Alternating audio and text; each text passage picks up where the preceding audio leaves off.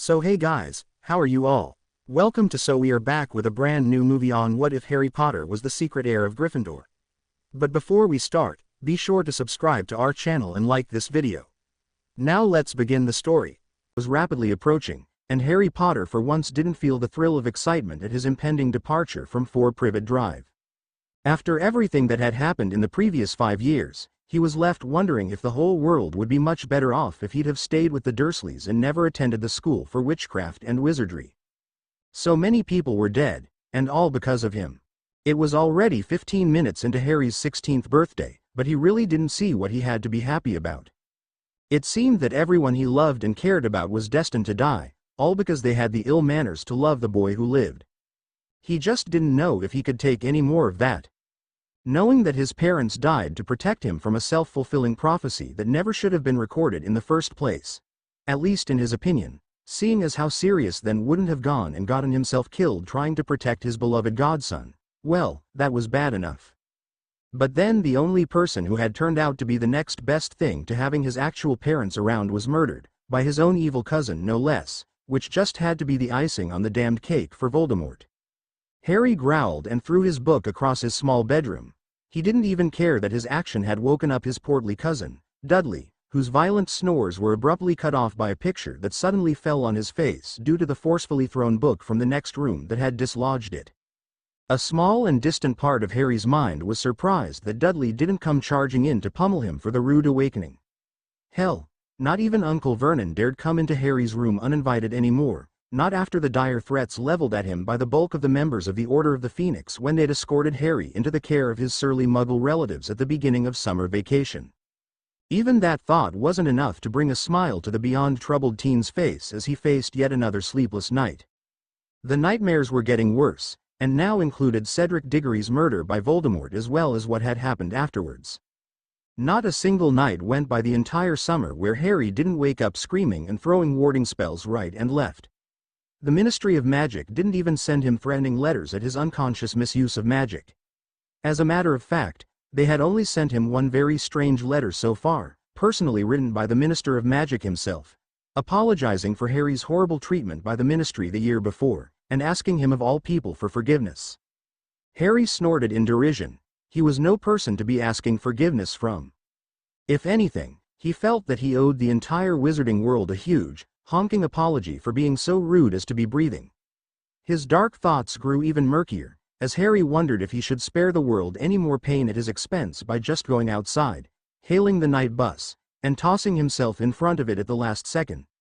Maybe then, and only then, his dearest friends would be spared any more heartache and despair because of his very existence. Just then, Hedwig and 3 other owls arrived in a vast flutter of wings at his windowsill, interrupting Harry's spiraling despondency. They were loaded down with packages and letters, and Harry could tell who they were all from by look alone. He just sat there on his bed, fruitlessly willing the birds to go away and leave him to his dark thoughts, but Hedwig leapt nimbly to his side and sharply pecked Harry's cheek. "Ow! What the bloody hell was that for?" he snapped, rubbing his face and coming away with a spot of blood on his fingers. His owl merely glared at him, voicelessly chastising him for his horrible state of mind as she peremptorily held out her leg to be relieved of its burden. "Guess you're not going to leave me alone until I open these, are you?" Harry snarled quietly. "Well, move closer so I can get it off then." Hedwig obliged, her reproachful gaze never wavering as Harry relieved first her, and then the other owls of their deliveries, before quickly gliding across the room to her open cage with its waiting snack and fresh water. The young man looked over his small pile of presents and letters with distaste. This was one birthday he heartily wished his friends would have just forgotten. Along with him. But the owls were all glaring at Harry as if they'd perform a repeat of Hedwig's chastisement en masse, so he grudgingly began to open the packages. The first was from Hermione, along with a short letter. "Dear Harry, I have been wondering how you were doing since my last letter, but I think I already know the answer to that. I miss you terribly, and wish there was something I could do to help you sort everything out. I won't wish you a happy birthday, as I am sure you think it will be anything but. Please remember that I will always be there for you, and will always support you. Just in case you read my letter before Ron's, I won't spoil his surprise, but I will say that I am looking forward to seeing you soon. Until then, take care, Harry. Please, Love, Hermione. The simply worded letter filled with his friend's concern for him caused the back of Harry's eyes to burn with unshed tears, and his hands shook a little as he carefully rested the paper on the bed beside him. His head tilted back to rest on the wall as he tried to get a grip on himself. One of the things Harry could always expect from Hermione was the simple truth, yet worded in such a way as to remind him that he still had people who cared about him. Maybe it would be best if Harry started encouraging all of those people to stay away from him, for their own good. He shook his head, disgusted with himself.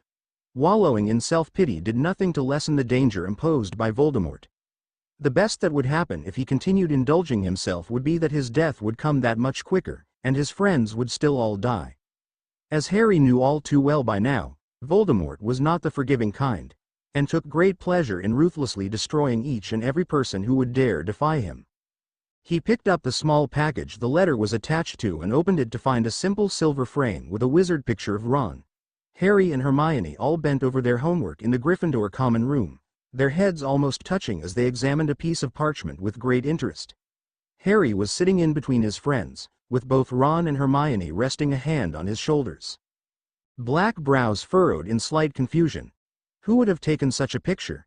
Certainly not Colin Creevey, since he had such a horrible case of hero worship for Harry that he would have made a big deal out of it. Harry shook his head. It really didn't matter who had taken the picture. What was important was the message the photo imparted. In Ron Weasley and Hermione Granger, Harry would always have stalwart companions and true friends, and nothing he said or did would ever shake their friendship. It was the perfect accompaniment to Hermione's letter, and exactly what Harry needed right now. The threatening tears of earlier spilled over and cascaded down Harry's cheeks. He closed his eyes tightly, wishing like hell that this all wouldn't hurt so damned much. He sat there for who knew how long before he heard something moving towards him. Harry cracked open an eye in time to witness Hedwig land lightly on his outstretched leg. She sidestepped up to his thigh and extended her white head towards his face, hooting softly, eyes wide and mirroring the gut-wrenching heartache in his chest.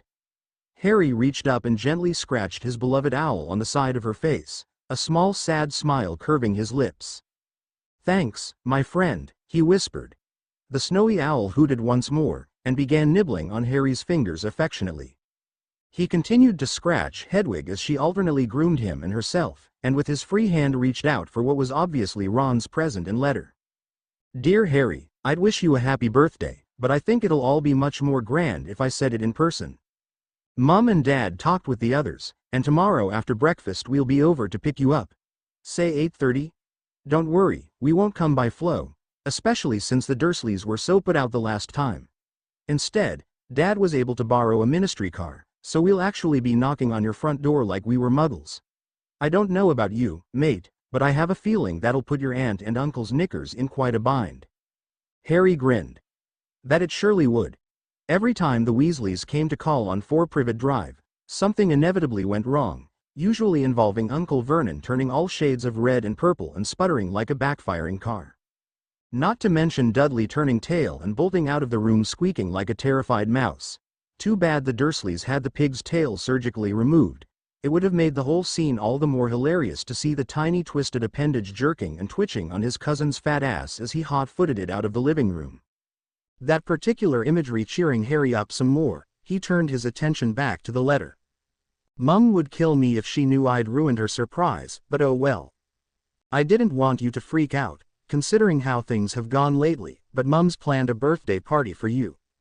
And when I say it's huge, I mean it's bloody huge. Most of Gryffindor's invited, and from what I could see of the replies, mate, we're going to have to hold the whole thing outside. Yeah, that's how big this thing is. I won't go into any more details, since this is supposed to be a surprise and everything, but I figured you'd like a little warning on what you're in for. I hope you don't mind, but I wanted you to get your gift from me before the others. It's not much, but Dad and I thought it would come in handy. See you in the morning. Love, Ron. P.S. I figured you'd have noticed that Errol didn't come this time. He'd broken one of his wings last week, and is having a lot of problems bouncing back from it. And Pig just really needed the exercise. Harry snorted. Pig always needed the exercise. That tiny owl was so hyperactive that if he ever held still for more than a minute he'd probably explode. More than likely Ron just wanted the menace out of his hair for a few hours. As a matter of fact, As soon as Harry had relieved the little bird of its burden, it had zipped around the room a few times before heading back outside and dive-bombing the voles in the neighbor's yard a few doors down. His smile faltered. Pig had been a present to Ron from Sirius. Harry's eyes shut again for a few moments before he mentally shook himself. He'd better work on putting on his game face if he didn't want to completely ruin his surprise birthday party with his melancholy demeanor. He felt like he belonged more in some Shakespearean play right now than acting out the role of a teenager that wasn't really marked for death by the century's most powerful dark wizard. Presents don't open themselves, he muttered to himself, and he opened the small box with Ron's present. Inside was a peculiar sewing kit with another note from Ron. Harry, in case you're completely confused and wondering why I put empty spools in here, this is a repair kit for your invisibility cloak. Of course the thread is invisible too, which will make it bloody difficult to work with. But hey, at least the spools are visible, right? Love, Ron. Harry almost laughed.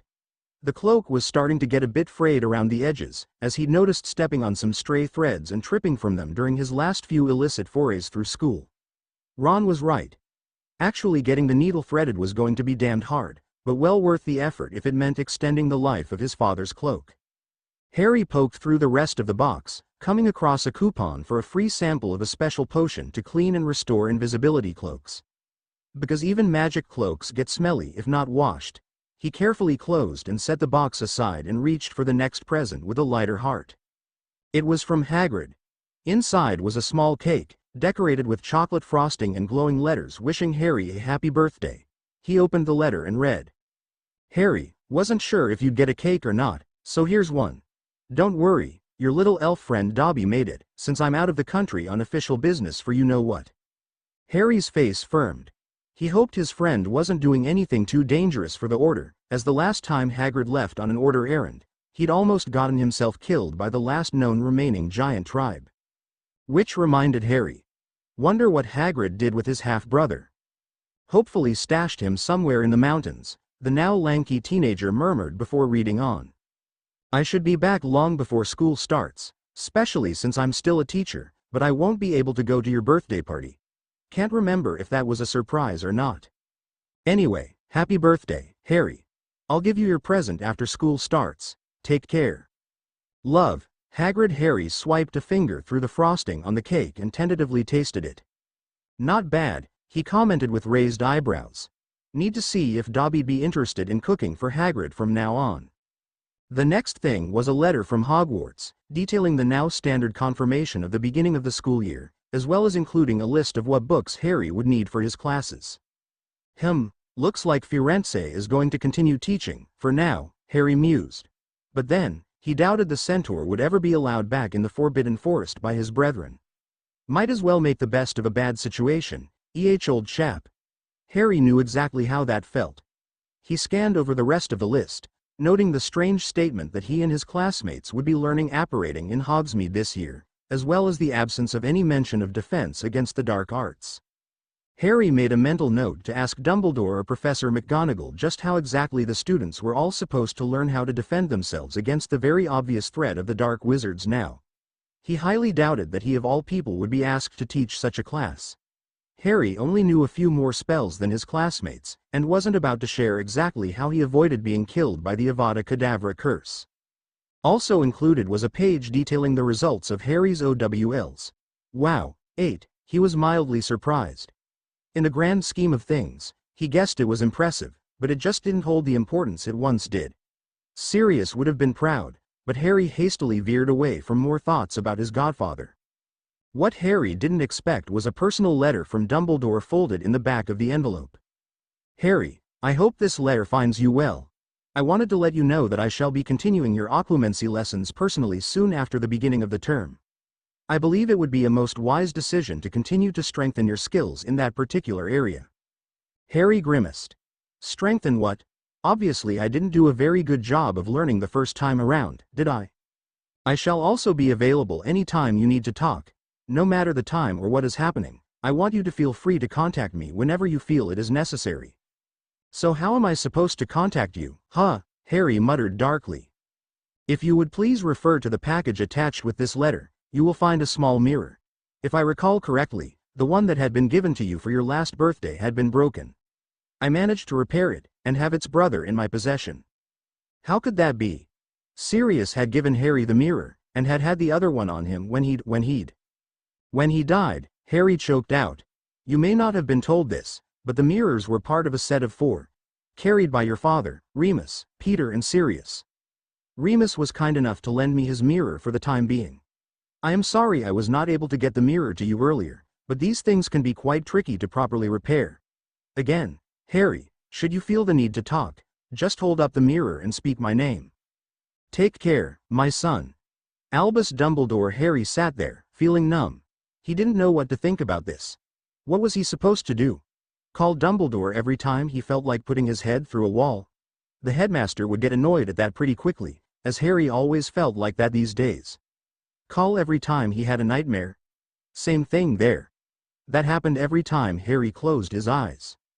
And what was there to talk about?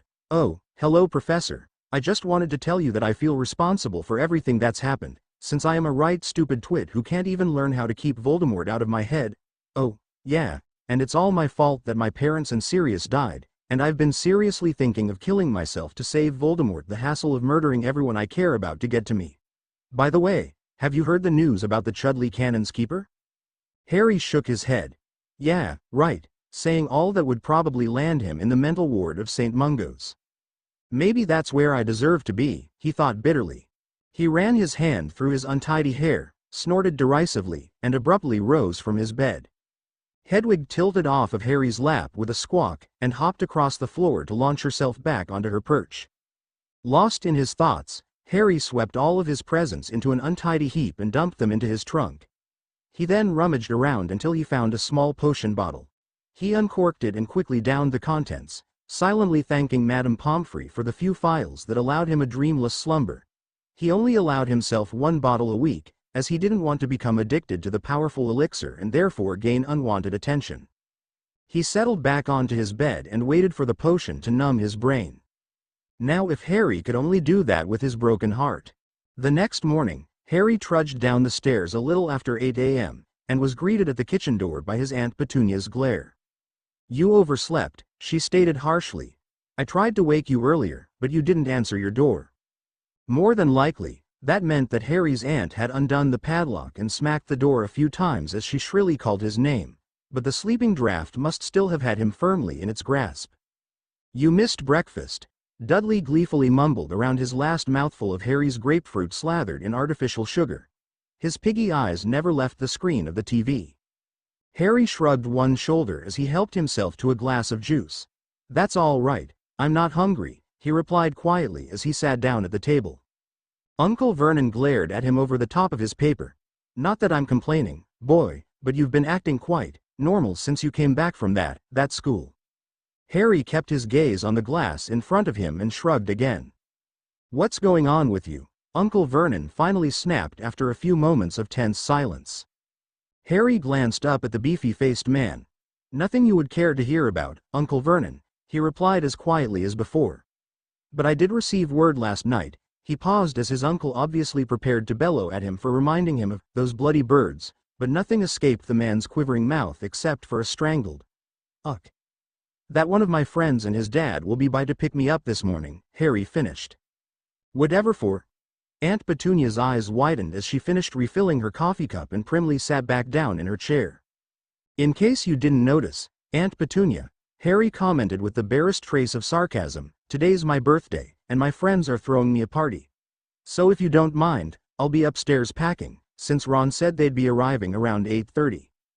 Uncle Vernon slapped his newspaper roughly down onto the table, causing Petunia and Dudley to jump a little in alarm. If you're referring to your weird little red-haired friend and his freak of a father, then.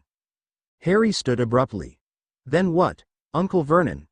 What are you going to do? His eyes narrowed dangerously. You will do nothing. You hear me? Ron and his father are coming by car, so you don't have to worry about your precious neighbors finding out your nasty little secret. Now, if you don't mind, I'll be upstairs packing. And with that, Harry stormed out of the kitchen and up the stairs before his uncle could recover and get a full mad on. Harry spent the next 30 minutes gathering all of his things together and carefully packing them in his trunk. He was just finishing placing the last of his textbooks in a neat stack when he heard a knock at the front door, followed by the repeated ringing of the doorbell. He smiled a little. That must be Mr. Weasley, once again marveling over a Muggle invention. Harry could hear Uncle Vernon stomping through the hallway to the foyer and shook his head. He really wished that his blustering uncle would for just once mind his manners and his temper. But Vernon's bellow cut that hope down. "Boy, get down here." "That's quite all right, Mr. Dursley," Mr. Weasley's voice wafted up the stairs. "Ron will just nip on up and help Harry bring down his things." Harry stood at his doorway while Ron bounded eagerly up the stairwell. A small smile curved his lips as he noted that his best friend had shot up another inch or so in the mere month they'd been apart. "Hello, Harry." Ron skidded to a stop with his trademark crooked grin. The happiness in seeing his friend faded a little as Ron took in the dark circles under Harry's eyes and his thinner-than-usual build. He ducked his head a little. "You ready?" he asked in a softer voice. Harry nodded, and led Ron into his room. Hedwig shook her head in her cage and ruffled her feathers in greeting. "Hello, Hedwig." Ron nodded to the snowy owl, and then looked cautiously around the room. "Where's Pig?" "Last I saw him he was hunting voles at the neighbors down the street," Harry replied as he grabbed the handle of his trunk and tugged it out into the middle of the room. "I told him you were coming this morning, so he's been out having fun scaring the stray cats, too." He smiled a little at his best friend's groan. "Stupid Git's going to get himself hurt if he doesn't knock it off," Ron grumbled. He strode over to the window and leaned out over the desk. "Pig!" he shouted, and Harry winced at the thought of his uncle's reaction. "Where the bloody hell are you, you nit?" In answer, the tiny owl suddenly dive-bombed through the window. His sudden entrance startled Ron, who staggered back and promptly tripped over Harry's trunk. With a shocked whoop, the flame-haired teen plummeted over and whacked his head on the floor, quickly followed by his wildly flailing limbs. Harry couldn't help himself. He sniggered. Pig hurtled around the room 3 times before alighting on his owner's chest and chirruping his delight at seeing Ron again. The absolutely flabbergasted look on his best friend's face didn't help matters, and Harry felt the belly laugh burst from his mouth. "What the hell's going on up there?" Vernon Dursley's infuriated tenor thundered up the narrow stairs. "Knock it off and get your bloody ass down here, boy."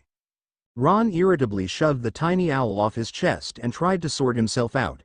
And even though Harry tried his best to wipe the amusement off of his face, he just couldn't help the few giggles that escaped from behind the hand he'd covered his mouth with. "Everything all right up there, lads?" Arthur Weasley's much calmer voice called out. "Fine, Dad." Ron called out, his face and ears turning beet red. He looked up at Harry, whose intense green eyes were twinkling with mirth, and growled, "I could do with a hand here, mate." "Sure thing, Ron," Harry chuckled, and helped his best friend sort himself out and rise. "Glad to see that my pain is so amusing." Ron grinned sheepishly as he rubbed the swelling bruise on his head, and Harry's very rare scintillating smile shone for the first time in months. He turned to glare at Pigwidgeon, who was hopping from foot to foot on the windowsill.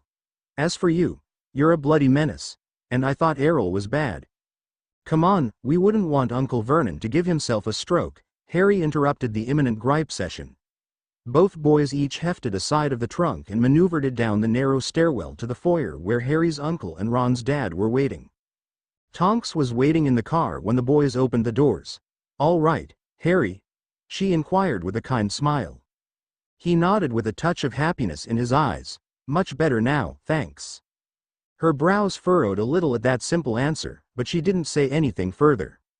The drive to the Burrow was uneventful and rather boring for Ron, who was unused to Muggle travel. And this was despite the hours shaved off of the total trip from the shortcuts the Magic Ministry vehicle was able to make. "This is taking forever," the gangling redhead declared for what seemed like the 20th time. "Dad, why couldn't we take the Flow Network?" Arthur Weasley sighed in long-suffering patience. "Because, Ron, even though the Ministry is keeping a close eye on things, there are still ways for less scrupulous people to break into the network." A slight chill ran up Harry's spine from where he sat beside Tonks in the back seat. That plain statement was a reminder that Harry's life was in danger more than it ever was before. It was all enough to reinforce his illogical desire to go back to when things were much simpler, before he and the Dursleys had received his acceptance letter to the School of Witchcraft and Wizardry. "But don't worry, Harry, Moody's flying interference and keeping an eye out for anything strange, Arthur continued, pointing at the roof of the car. You've been quiet the whole drive, Harry, Tonks spoke quietly, while Ron continued to gripe not quite good-naturedly in the front seat to his father. How have you been? Harry turned to look at the Metamorphagus, and noticed that today she'd settled on a fairly conservative look. Well, for her anyway. Concerned violet eyes assessed his pallid face and heavy black circles around his eyes. Her now medium-length brown hair was tipped in a muted shade of matching lavender, with light purple strands framing her oval face. He found that he really didn't want to lie to her, he just didn't have the strength for it today. The usual, he sighed. Nightmares, guilt, can't sleep. Not eating either, came the soft interruption. Tonks rested her hand on Harry's knee. Why haven't you said anything? Harry snorted. And what can anyone do about it, Tonks? We can listen, she replied earnestly. We can help carry your burden, even if just a little bit.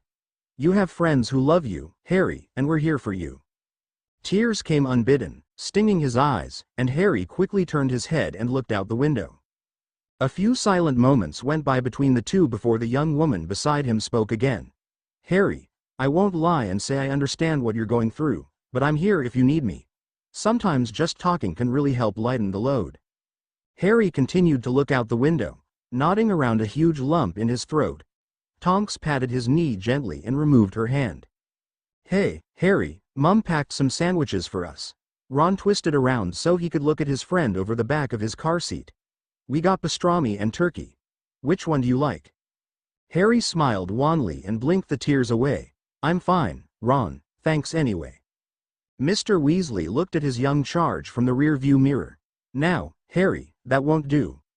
Molly will have my hide if I don't feed you a proper lunch. She's going to have a conniption as it is. Ron nodded soberly, and Harry couldn't help but feel touched. I guess I'll have the turkey, he replied quietly. His best friend handed the sandwich over with a bottle of pumpkin juice and some napkins. Once Harry opened the sandwich wrapper, he realized that he was actually quite hungry. As if taking its cue, his stomach rumbled loudly. Tonks chuckled. Now that's music to our ears, she grinned around her mouthful of pastrami on rye. A young man's healthy appetite rears its ugly head. She washed down the food with a swig from her juice bottle. Molly sure knows how to feed the rampaging hordes, Arthur, she complimented. With 7 children and myself, she's had a lot of experience, the elder Weasley grinned. Well, we should be at the burrow in about half an hour, people. About bloody time, Ron muttered, and Tonks giggled. The rest of the ride was blissfully uneventful, but that just tweaked Harry's already frayed nerves more. Since going home a month before, his scar had only bothered him once, on the ride back from the station. Not to mention the fact that he'd not had one Voldemort-inspired dream.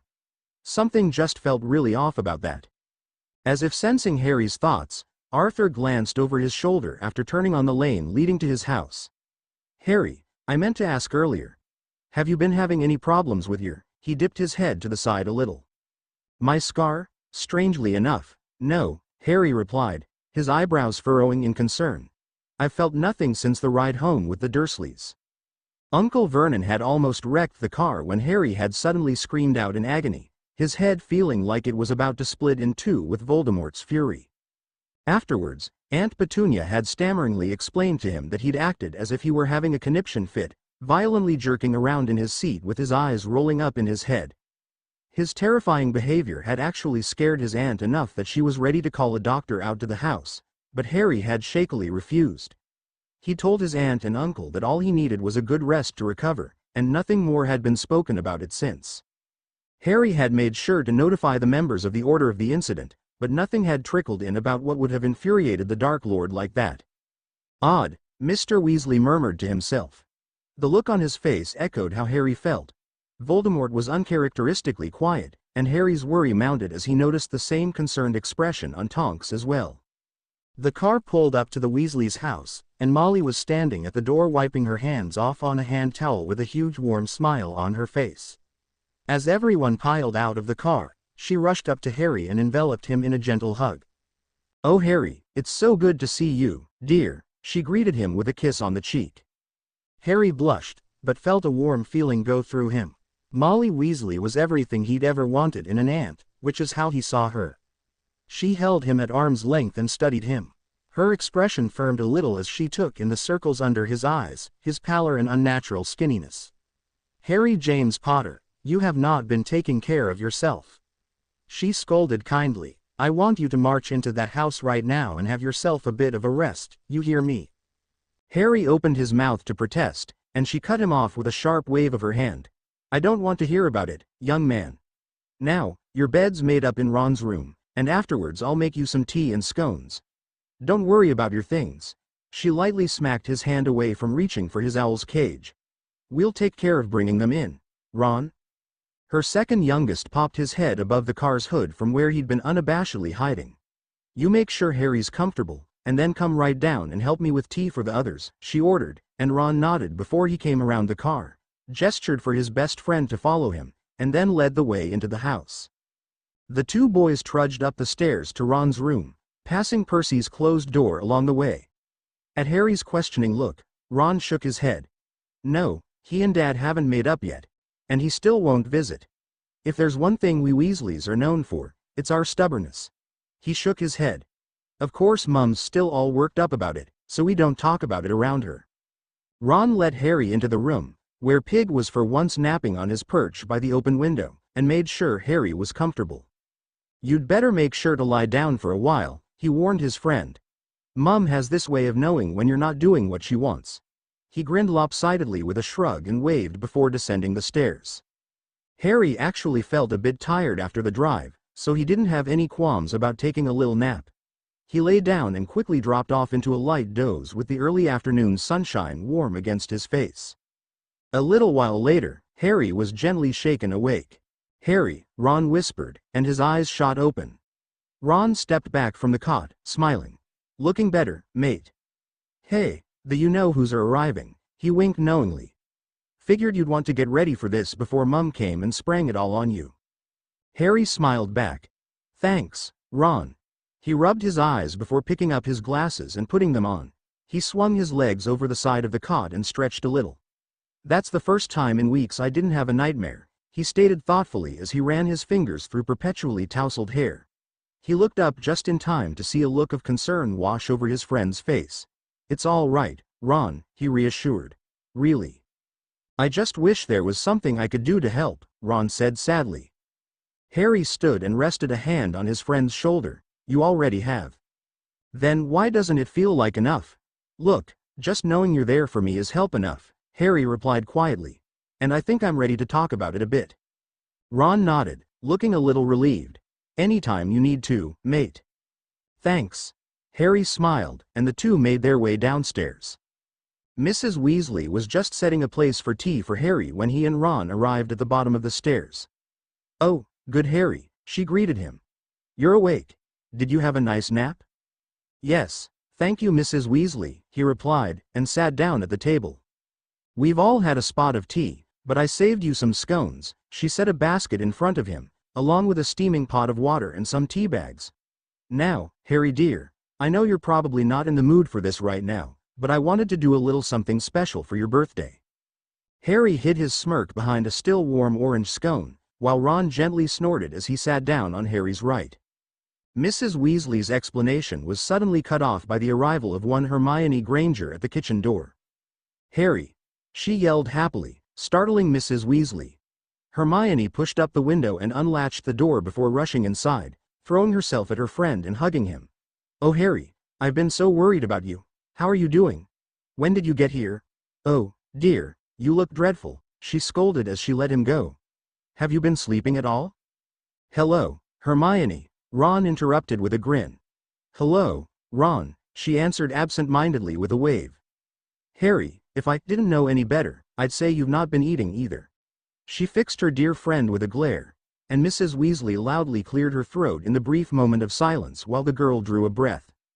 "Hermione dear, if you don't mind," Molly began, and Hermione blushed. "Oh, I am so sorry, Mrs. Weasley," she apologized, and Harry grinned at his frizzy-haired friend's distress. Hermione wasn't one to forget her manners like this. "It's just that." I know, my dear," the elder woman reassured kindly. "We've all been worried about Harry, but right now he was about to have some tea. Would you like to join us?" Oh yes, thank you, and Hermione sat on Harry's left side. Now, as I was saying, Mrs. Weasley continued as she brought out another teacup, saucer and small plate. Harry, dear, I know this past year has been quite difficult for you, so I hope you don't mind me planning a little party for your birthday. Harry caught Ron silently rolling his eyes, and had to suppress a chuckle. No, ma'am, I don't mind, he answered. It's not like I was doing anything at the Dursleys today. At that comment, Mrs. Weasley's expression soured. Well, I've made it a habit to not say anything bad about people, but your aunt and uncle are absolutely the rudest muggles I have ever met, she huffed. Really, the way they treat you is criminal. I see absolutely no reason why you need to stay with them from now on. If you were here, at least then I could know for certain that you were being fed properly. Oh boy, here she goes, Ron whispered, and Harry chuckled.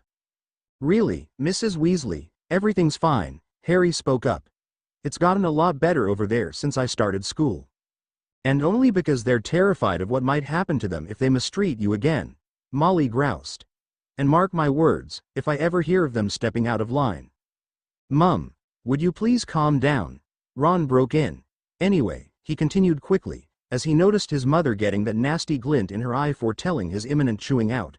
Wasn't there something else you wanted to tell Harry? Oh, yes, the Weasley matriarch nodded, and her son sighed at his reprieve from her wrath. Harry, I also want you to stay with us for the rest of the summer. We might have to go to Grimmauld Place for a bit. Harry interrupted, his whole body now stiff and his face hard. No, I'm not going there. The others tensed, and Molly looked sad. Yes, I know you wouldn't want to, but... No buts, Harry cut in. I'm not going there. I can't, not right now. He dropped his gaze and looked unseeingly out the kitchen window. Ron and Hermione exchanged concerned looks, and Molly's face fell. I understand, dear, and we'll work something out, the woman spoke quietly, and reached over to pat Harry's hand before straightening up. Well, that's enough of that, she declared briskly. Harry, dear, you finish your tea. The party will be starting in a few minutes out back.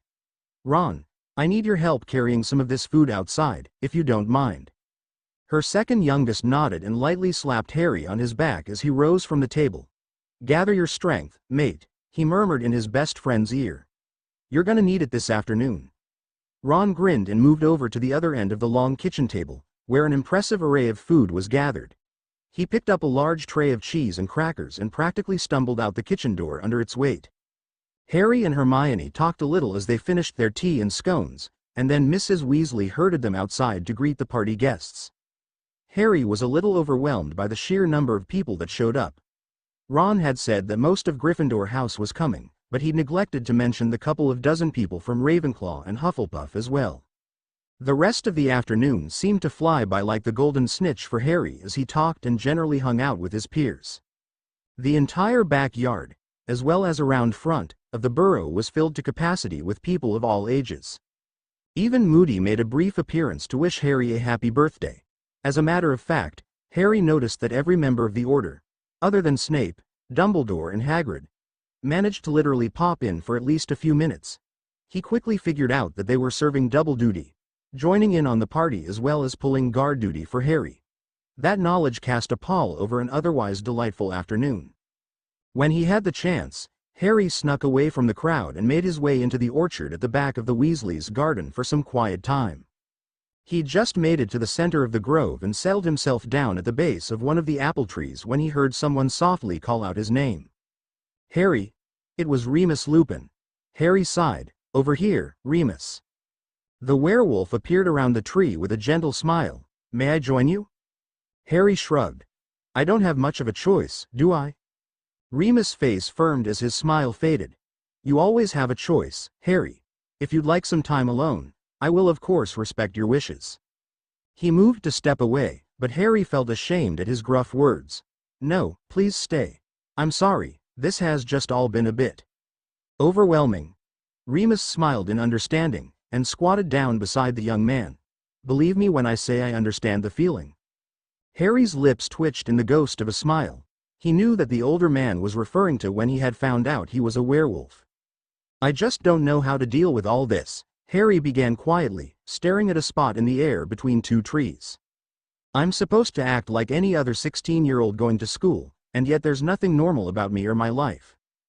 How can I act like nothing's going on, when I know that any moment I or my friends could be attacked or even killed by Voldemort and his followers? He dropped his head between his knees, feeling the frustration and powerlessness threatening to drown him again. I feel like I've this giant target on my back, and anyone who's close to me gets one too. And here I am at this party, surrounded by people, and I've never felt so alone in my life. Harry felt the other man's hand grasp his shoulder before pulling him into a quick rough hug. He looked up at Remus after he was let go to see the sorrow in his soul echoed in the other man's eyes. I miss him too, Harry, Remus murmured, his voice husky. Why, arrogant bastard, and one of the greatest men I've had the honor to call friend. He smiled sadly. Sirius and James were like brothers to me, and I've always thought of you like a nephew, you know. Harry shrank back from the other man, his expression growing cold. Then you should just steer clear, Remus, he almost growled. People who get too close to me develop a nasty tendency of getting themselves murdered. He raised his knees and hugged his legs, hard. Lupin sighed deeply, and shook his head after a moment of silence. No, Harry. I can't do that. James and Sirius would never forgive me if I failed you. Not to mention your mother had quite a wicked right hook. He grinned for a moment as he thoughtfully rubbed his jaw. Lily Evans was not the kind of woman you wanted to anger, Harry. I see a lot of her temper in you. And that somehow does little to make me feel better, Harry gritted out. Not much will right now, Remus replied softly. But always remember this, Harry. You never were, and will never be, alone. No matter what happens, you will always be surrounded with people who love you and will do everything they can to help. But what if Voldemort kills all of you? Harry blurted out, raising glittering emerald eyes to Lupin's pale blue ones. What if his Death Eaters pick everyone off one or more at a time? What do I do then, Remus? There, he'd said it. One of the worst parts of Harry's nightmares had been the agonizing fear that Voldemort would take everything Harry held dear away from him, leaving him completely alone in the world. He won't, was the simple reply. But, how do you know that? Harry retorted, his voice rising with his frustration. There are simply too many of us to do that, Remus answered. There are people you haven't even met yet that care about you, Harry. And we're all quite set on seeing you grow up. If I've never met them before, then why should they care? Because your parents had many friends, Harry, and most had at least seen you when you were a baby. And as for the others, they all trust Dumbledore with their lives, and are aware of how highly he thinks of you. I just wish I knew what the hell made me so damn special, Harry growled. I'm so tired of this, Remus. I just don't think I can take much more. The agony in his voice made his friend wince in sympathy. You're a lot stronger than you believe, Harry, he said quietly. You're a Potter and an Evans through and through. I don't even know what that means, Harry shook his head dejectedly. Remus moved so that their shoulders were touching and leaned his head back on the tree trunk. Well then, I think it's past time you heard more of what your parents were like, he began, and before Harry knew it, the sun was hanging low on the horizon and he could hear Ron calling for him. I think we should rejoin the others before they begin to worry that you've run away, Remus smiled. He rose and brushed off his faded jeans before extending a hand and helping Harry to stand. He turned to go, and Harry stopped him with a hand on his shoulder. Thanks, Harry said. I think this is the best present I could get for my birthday. What's that? Remus edged his head inquiringly. Memories, and with that one word, Harry squeezed his friend's shoulder before moving to the edge of the grove. He didn't notice the sorrowful smile on the man's face as he watched Harry walk away. Harry hadn't realized how late it was until he emerged from the garden and saw how few people were left. Ron was standing by a bushy fence separating the burrow from a field, and came towards Harry with a relieved look on his face. "Oi, Harry." He greeted his friend with a grin. "Here I thought you'd taken your dad's cloak and snuck off on me," he teased. Harry smiled. "What, and miss opening all my presents?" He kidded back. At Ron's chortle, his eyes widened. "You're not serious? People brought presents?" Ron couldn't help himself. He burst out laughing at Harry's flabbergasted expression. But, Harry didn't know what to say. "Really, Harry, what kind of a birthday party would it be without presents?" Remus said as he came out of the grove. But, I didn't ask for anything," Harry stammered. "I didn't want them to." As a matter of fact, Ron piped in. Mum even said for people to not bring presents, but most of them insisted on something. He led his dumbfounded friend back to the group of large wooden tables by the back of the house, two of which were literally covered in envelopes and packages of all sizes. Harry just stood by the tables for a few minutes, looking like he'd been stunned, and then turned to his best friend. "And where am I going to put all this stuff?" As it was growing dark rather quickly, all of the presents were moved inside to the Weasleys' dining room table. It turned out most of the gifts were either practical or thoughtful. Even Fred and George pitched in a gift as well. "It's a helmet," Fred explained. "Since we won't be there to watch your back in Quidditch this year," George added with a sidewise look at Mrs. Weasley, who was thankfully out of earshot. Harry held up the yellow and red helmet and inspected the Gryffindor insignia emblazoned on the side. "Thanks, I think," he said. The twins just grinned. Other presents were simple cards and gift certificates to various stores in Hogsmeade, and Harry also got an elegant set of personalized stationery with a raven's quill and emerald green porcelain inkwell from his fellow Gryffindor 6th years. The rest of the presents were simple pictures, many wizarding and others Muggle style, of Harry and various classmates, although most of them were of Harry, Ron and Hermione. One particular gift was wrapped in silver tissue paper, and the card attached to the gift bag indicated in spidery handwriting that it was from Dumbledore. Harry pulled out a small, plain hardbound leather book. He opened the cover and read the first page. "My darling boy," he said out loud. "You were just born this morning, and I'm writing this as you sleep next to your mother." Harry's eyes widened, and he looked up at Ron, who was sitting across from him at the dining room table. "Ron, this must be some kind of diary of my dad's." Ron's eyebrows bunched together questioningly. "Wonder why Dumbledore waited this long to give it to you?" "Because, boys," Mr. Weasley stepped up behind Harry and laid a hand on his shoulder. "There are things written in there that Dumbledore had felt would have been difficult and even dangerous for Harry to know about, until now." He looked solemnly at the young wizard beside him. "No, Harry," he said at the boy's questioning look, "I didn't read it, but I know some of what that diary's about. Mostly at the end. Since your parents were members of the Order, there are certain details that all of us are aware of. And now that things are the way they are, it's about time you knew everything we did, lad." Harry swallowed hard, and nodded. "Thanks, Mr. Weasley. Now, one of the reasons Molly had mentioned going to headquarters was that we're going to be having a meeting tomorrow night," Arthur continued as he sat down next to Harry. "I sent word to the others about your reservations, Harry, and they all agreed to have it here for now." "But Mr. Weasley," Hermione interrupted from her seat beside Ron. "Won't that be dangerous? At least there you have all sorts of wards and protective spells set up. Here." "It's all right, Hermione," Mr. Weasley said with a wave of his hand. "Charlie, Bill and I've already taken certain measures to place safeguards here, and Dumbledore will lend a hand when he arrives tomorrow." He looked directly at Harry. "There are some things we will need to bring you up to speed on, Harry, and Dumbledore wants to be here for that." Harry nodded again. "Okay. Will we be able to attend the meeting?" Hermione asked. Mr. Weasley smiled. "I don't see how we'd keep you and Ron out of it, since I'm sure Harry will just tell you anyway." He chuckled as the three teens nodded. "So yes, it's been decided that you and Ron should become members as well. Mind you," he fixed each of the two with a stern look, "none of you should discuss Order business outside of the meetings, and especially at school. Even though there is relative safety for you at Hogwarts, there are still unfriendly ears there." "Malfoy," Harry said with a tinge of malice. Mr. Weasley shook his head. "Not necessarily, but you never know, Harry. Best for you three to keep your mouths shut and your ears open this year. You still have this and next year until you're out of school, and that's what we want you to focus your attention on. Understand?" The three nodded, although Harry had a particularly gloomy look on his face. "I understand this will be quite hard for you to do, Harry," Mr. Weasley said sympathetically. "But I promise we shall keep you up to date on the goings-on. And if any of you hear anything this year, be sure to let us know as well, okay?" "All right, Dad," Ron replied seriously.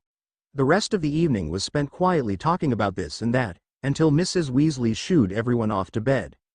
The rest of the summer passed quite pleasantly for Harry. The one thing he absolutely had to take care of, though, was the settling of Sirius Estate. Grimmauld Place would remain the headquarters for the Order of the Phoenix, but Harry just couldn't bring himself to go there. It was too soon after losing his godfather, and the thought of going to the house made his stomach churn unpleasantly. But unfortunately that included what needed to be done with Creature. The elderly house elf had become quite belligerent after Sirius had died, and as Harry was the legitimate heir, he was the only one who could make the Creature behave. So he indeed had to go the house, and he decided after much discussion with Dumbledore and Hermione to banish the house elf, and presented Creature with a small pair of trousers and a shirt that Hermione had insisted on making, with the assertion that if he were to be kicked out of his only home that he should at least be dressed for the weather. Creature had put up quite a horrid display of his wrath at being denied his mistress's house, and eventually Harry had to force the incensed Creature out with magic. Although the team did allow the elf to take a few of the personal effects of Mrs. Black that he'd stolen in an effort to preserve them. The whole encounter had left Harry in such a foul mood that everyone left him alone for the next couple of days. There were 2 meetings of the Order at the Weasleys after that, which didn't amount to much other than increasing Harry's worry that something was brewing, something horrible. Things were just too quiet. The week before the term started, everyone traveled to Diagon Alley for the yearly restocking of supplies and buying of books and robes. Ginny had quite a growth spurt over the summer, and Harry was chagrined to admit that the youngest Weasley was now easily as tall as he was. Hermione had also grown a bit, so the 2 girls headed off for Madame Malkin's robes for every occasion while Harry and Ron struck out on their own. "Meet us at Fortescue's in 2 hours, everyone," Mrs. Weasley's voice cut through the crowd's chatter. Harry noticed that he received a lot more sympathetic looks this year, of which he pointed out to Ron. "Looks like the wizarding world's coming to its senses, Harry," Ron said as they passed the owl shop. "And it only took Voldemort coming inside the bloody Ministry of Magic to convince them," Harry replied sourly. Ron didn't answer, but cast a concerned glance at his friend out of the corner of his eye. The 2 walked for a bit more before Ron caught Harry's arm and dragged him over to a small shop window. "Harry, it's Fred and George's shop." Indeed it was. A carved wooden sign hanging over the shop entrance declared the name to be Weasley's Wizard Wheezes, with an animated Fred and George taking turns tossing various spells at each other and doubling over in laughter at the results. Inside, business looked to be quite good for the twins, as the shop was mostly full of students of all ages from Hogwarts. "Ron, Harry," Fred's voice carried over the chatter of the crowd. Bright red hair bobbed towards the 2 until the young man came up beside them. Fred clapped Ron on the shoulder before shaking Harry's hand. "Bugger, it's good to see you 2 chaps here, George, he hollered over the heads of the mostly shorter crowd. "Ron and Harry's here." "Ickle Ronikins," George boomed from directly behind them, and both Harry and Ron jumped. "Harry, old chap, great to see you again." Ron shook his head in disgust. "You 2 act like we haven't seen you in years, when it's only been 2 weeks. 2 weeks? Is that all? My, how time flies when one is making loads of money." Fred beamed, and George nodded vigorously with an evil twinkle in his eye. "So, my fine young sirs, might we interest you in some of our standard spell packages? No?" His grin slanted to look more sly. "No, I suppose not, since our baby brother has been on the receiving end of most of them." The twins led Harry and Ron through the store, proudly pointing out the displays and various products they were selling. Ron was quite curious whether anyone had found out whom their anonymous investor was, and even said so. "My dear young man," George intoned drolly, "we would never abuse the confidentiality of our benefactors. They are merely a silent partner in our burgeoning empire." "In other words," Ron interjected wryly with a wink at Harry, "the less Mum knows, the safer your financial backer is from her wrath."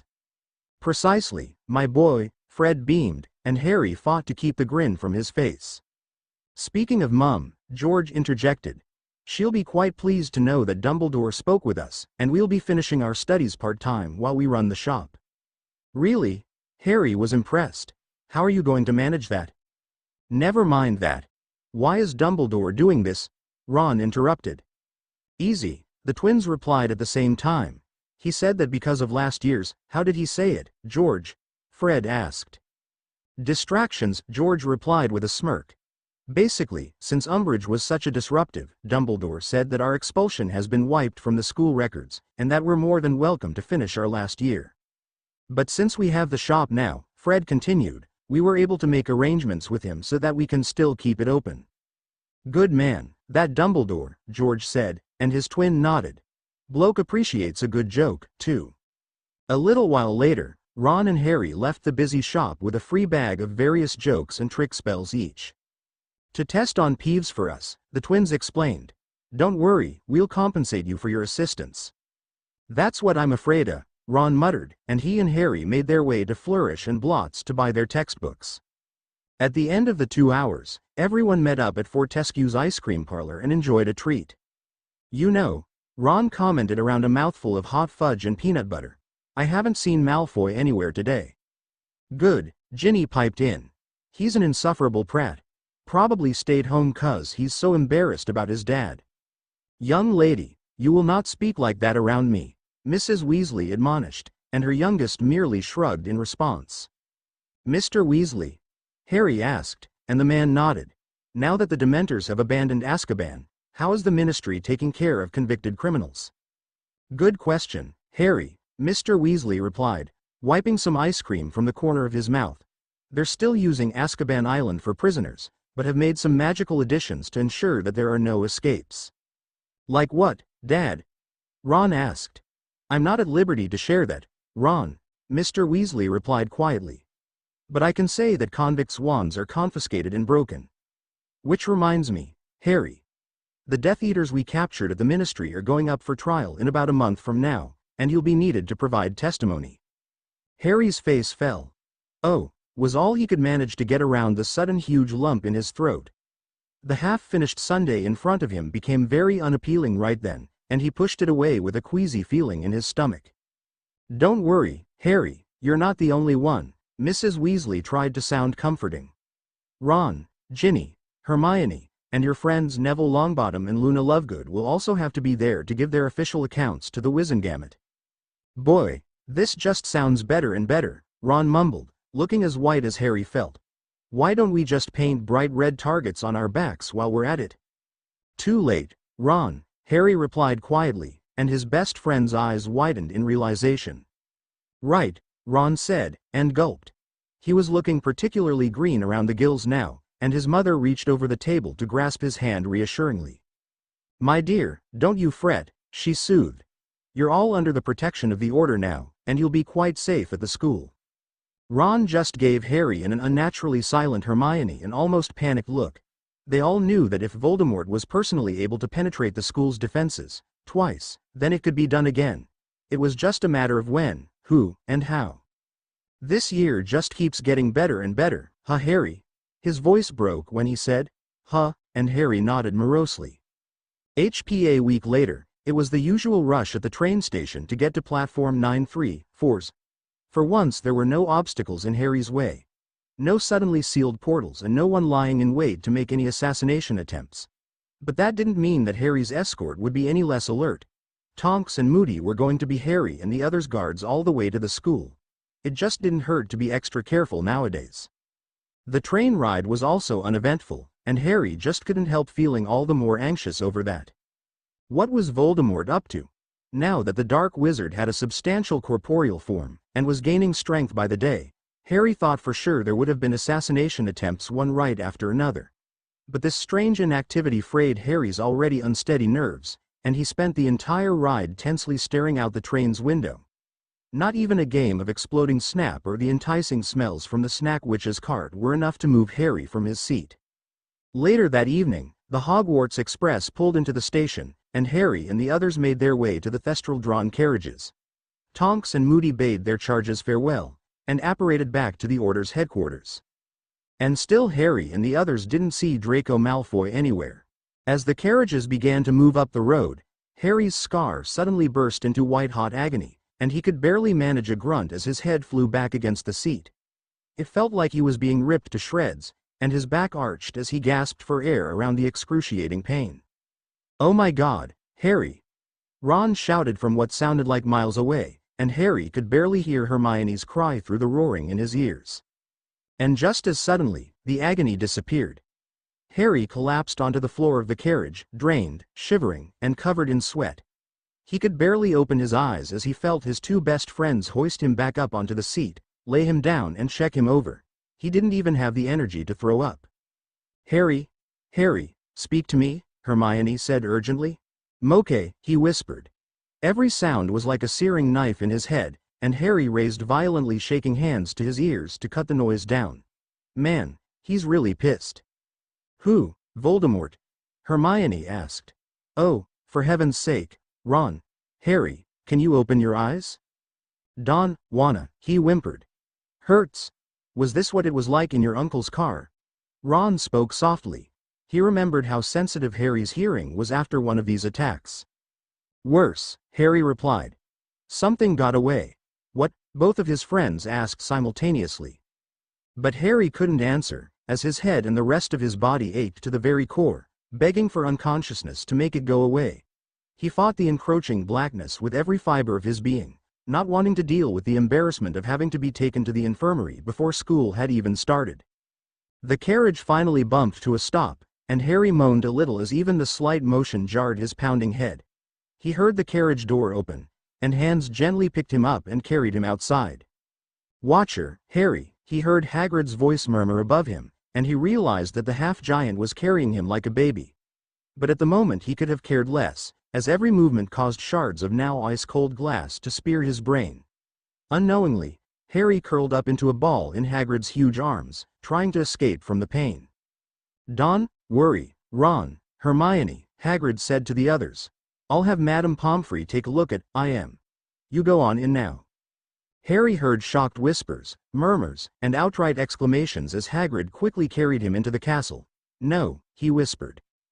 Was da, Harry. Hagrid stopped so he could hear his charge's words more clearly. No, infirmary, Harry spoke a little louder. Fine. Just headache. Too far ta get ta the infirmary, lad, Hagrid replied. We're just nippin' off ta the study besides the Gree Hall. And with that he strode quickly to his destination and gently set Harry on an overstuffed couch. Harry dared to crack open an eye, and was thankful that the room was dimly lit. Hagrid stooped to stick his head out the door and motion for Madame Pomfrey before backing up and standing beside the couch with a worried expression on his face. The Meadowitch bustled into the room, and let out a startled exclamation when she saw who needed the emergency treatment. Mr. Potter, what on earth happened?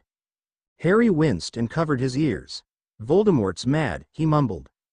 The woman paled noticeably, swiftly knelt in front of him and efficiently checked him over. She felt around in her apron, and grumbled to herself before rising and moving back to the doorway to the Great Hall. She opened the door and gestured to someone. Harry's stomach dropped when both Professors Snape and Dumbledore entered the room. He shut his eyes tightly, wishing that he could just fade into the couch. Harry, are you all right? The headmaster asked softly, just as Professor Snape dryly commented, Potter. I should have known all this fuss was over him. Professor Dumbledore, sir, Hagrid spoke up.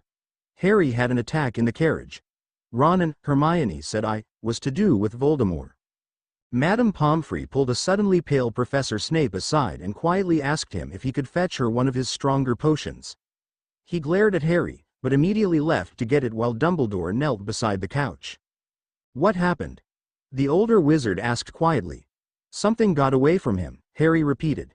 He's beyond pissed. Feels like, he winced as his head let off a particularly painful throb, and his vision became tinged with black. Don't speak any more, Harry. We'll give you something for the headache, Dumbledore soothed as he lightly rested cool fingers on Harry's sweat-dappled forehead. Wan. Me ta ge. The other two? Hagrid asked. No, that's all right, Hagrid. Thank you for your assistance, the headmaster replied somberly. Maybe you should check on things outside? Harry heard the gamekeeper move towards the door. I'll see ya in a bye, Harry, he said before he left the room. Harry, we should get you to the infirmary so you can rest, Dumbledore spoke quietly. No, just give me something for the headache, and I'll be fine, Harry replied, and pushed himself shakily into a sitting position. The pain was beginning to fade a little, and he squinted his eyes at the others in the room. It's starting to get better, he added. Madame Pomfrey scowled at him. Young man, in your delicate state you have no. I'm not delicate, Harry cut her off curtly as he massaged his tender temples. It's just a bloody headache, I'll be fine. She opened her mouth to argue with him further, but Dumbledore stepped in. Perhaps it might behoove Mr. Potter to partake of some food before he retires for the evening? Madame Pomfrey glared at him, but he didn't waver. Hecate, She threw up her hands in frustration. Men. Professor Snape re-entered the room and handed a vial to Madame Pomfrey before sweeping back out with nary a glance at Harry.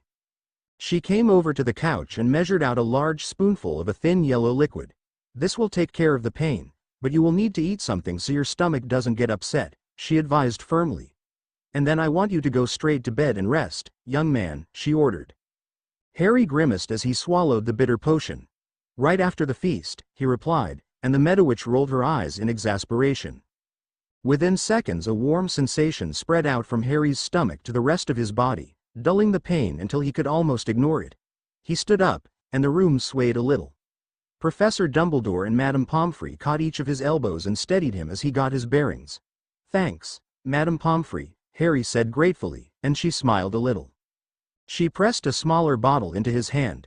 "Take 1 teaspoon every 4 hours in case the pain comes back," she said, and he nodded. "Now, go out there and eat something, young man." "Yes, ma'am," he grinned, and with a grateful nod to both, Harry left the room on much steadier feet and made his way to the Gryffindor table. Stragglers were still entering the Great Hall, and the hall was abuzz with students discussing what had just happened. Ron and Hermione sat there looking extremely worried, and didn't notice Harry's quiet approach until Ginny and Neville jumped up to give him room to sit down. "Harry!" Ron exclaimed happily. "Why aren't you?" "It's just a headache, Ron," Harry replied acerbically. "Madame Pomfrey gave me something for it, and I'll be fine in a few hours." "That wasn't just any headache, Harry," Hermione retorted. "You looked like you were having convulsions." "Myone, please keep your voice down." Harry sat down. Others who had seen Hagrid carry Harry into the castle were now staring openly at him, and he felt like he did in his 4th year all over again. "Look, I'll be fine once I get something to eat. And yes, I promised Madame Pomfrey that I'd go straight to bed after the feast." His friends didn't have anything else they could add to their protests, so they fell silent. "Where's Hagrid?" Ron wondered, and Harry and Hermione looked around the hall. "I saw him come out of that side room, but he hasn't come back yet." "Maybe he's taking care of some last-minute things with his creatures," Ginny replied thoughtfully. "I'm really looking forward to his class this year. I mean, knowing him, he'd have a baby dragon for us to study." A few minutes later, Professor McGonagall entered, leading the nervous first years between the middle 2 tables to the head table. She instructed them to line up, and Professor Flitwick came out carrying the stool and the sorting hat. Professor McGonagall had just sat down the 3rd student when Hagrid's huge dog Fang came barreling into the hall, barking furiously. Everyone gasped, and quite a few of the first years screamed in fear, but Professor Dumbledore quickly rose and practically darted for the door, immediately followed by Professor McGonagall. "Everyone, stay where you are. Severus, we'll need Poppy," she shouted over the furor as she swept out of the room, and a white Professor Snape stood and bellowed for silence. Harry, Ron and Hermione looked at each other, immediately slipped under their table and scurried to the end of the hall. Ron was the first to reach the end of the Gryffindor table, and peeked out to see if anyone had noticed their sudden disappearance, but everyone's attention was on the remaining professors and the panicked first years. Snape had sent Madam Hooch running for the infirmary at Professor McGonagall's orders, and was apparently doing his best to try to calm down the students. Obviously, being as imposing as he was in the best of circumstances, Professor Snape was succeeding in only further panicking the younger students with his fierce look and tone.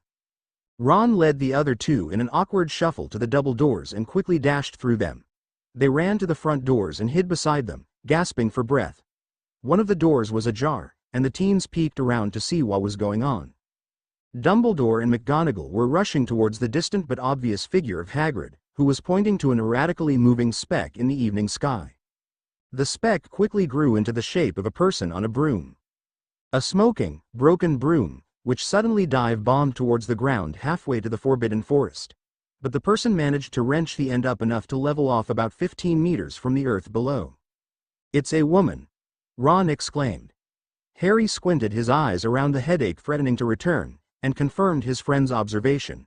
"You're right, Ron, she looks hurt." The woman finally lost complete control over the broom, and hurtled to the ground at a breakneck pace.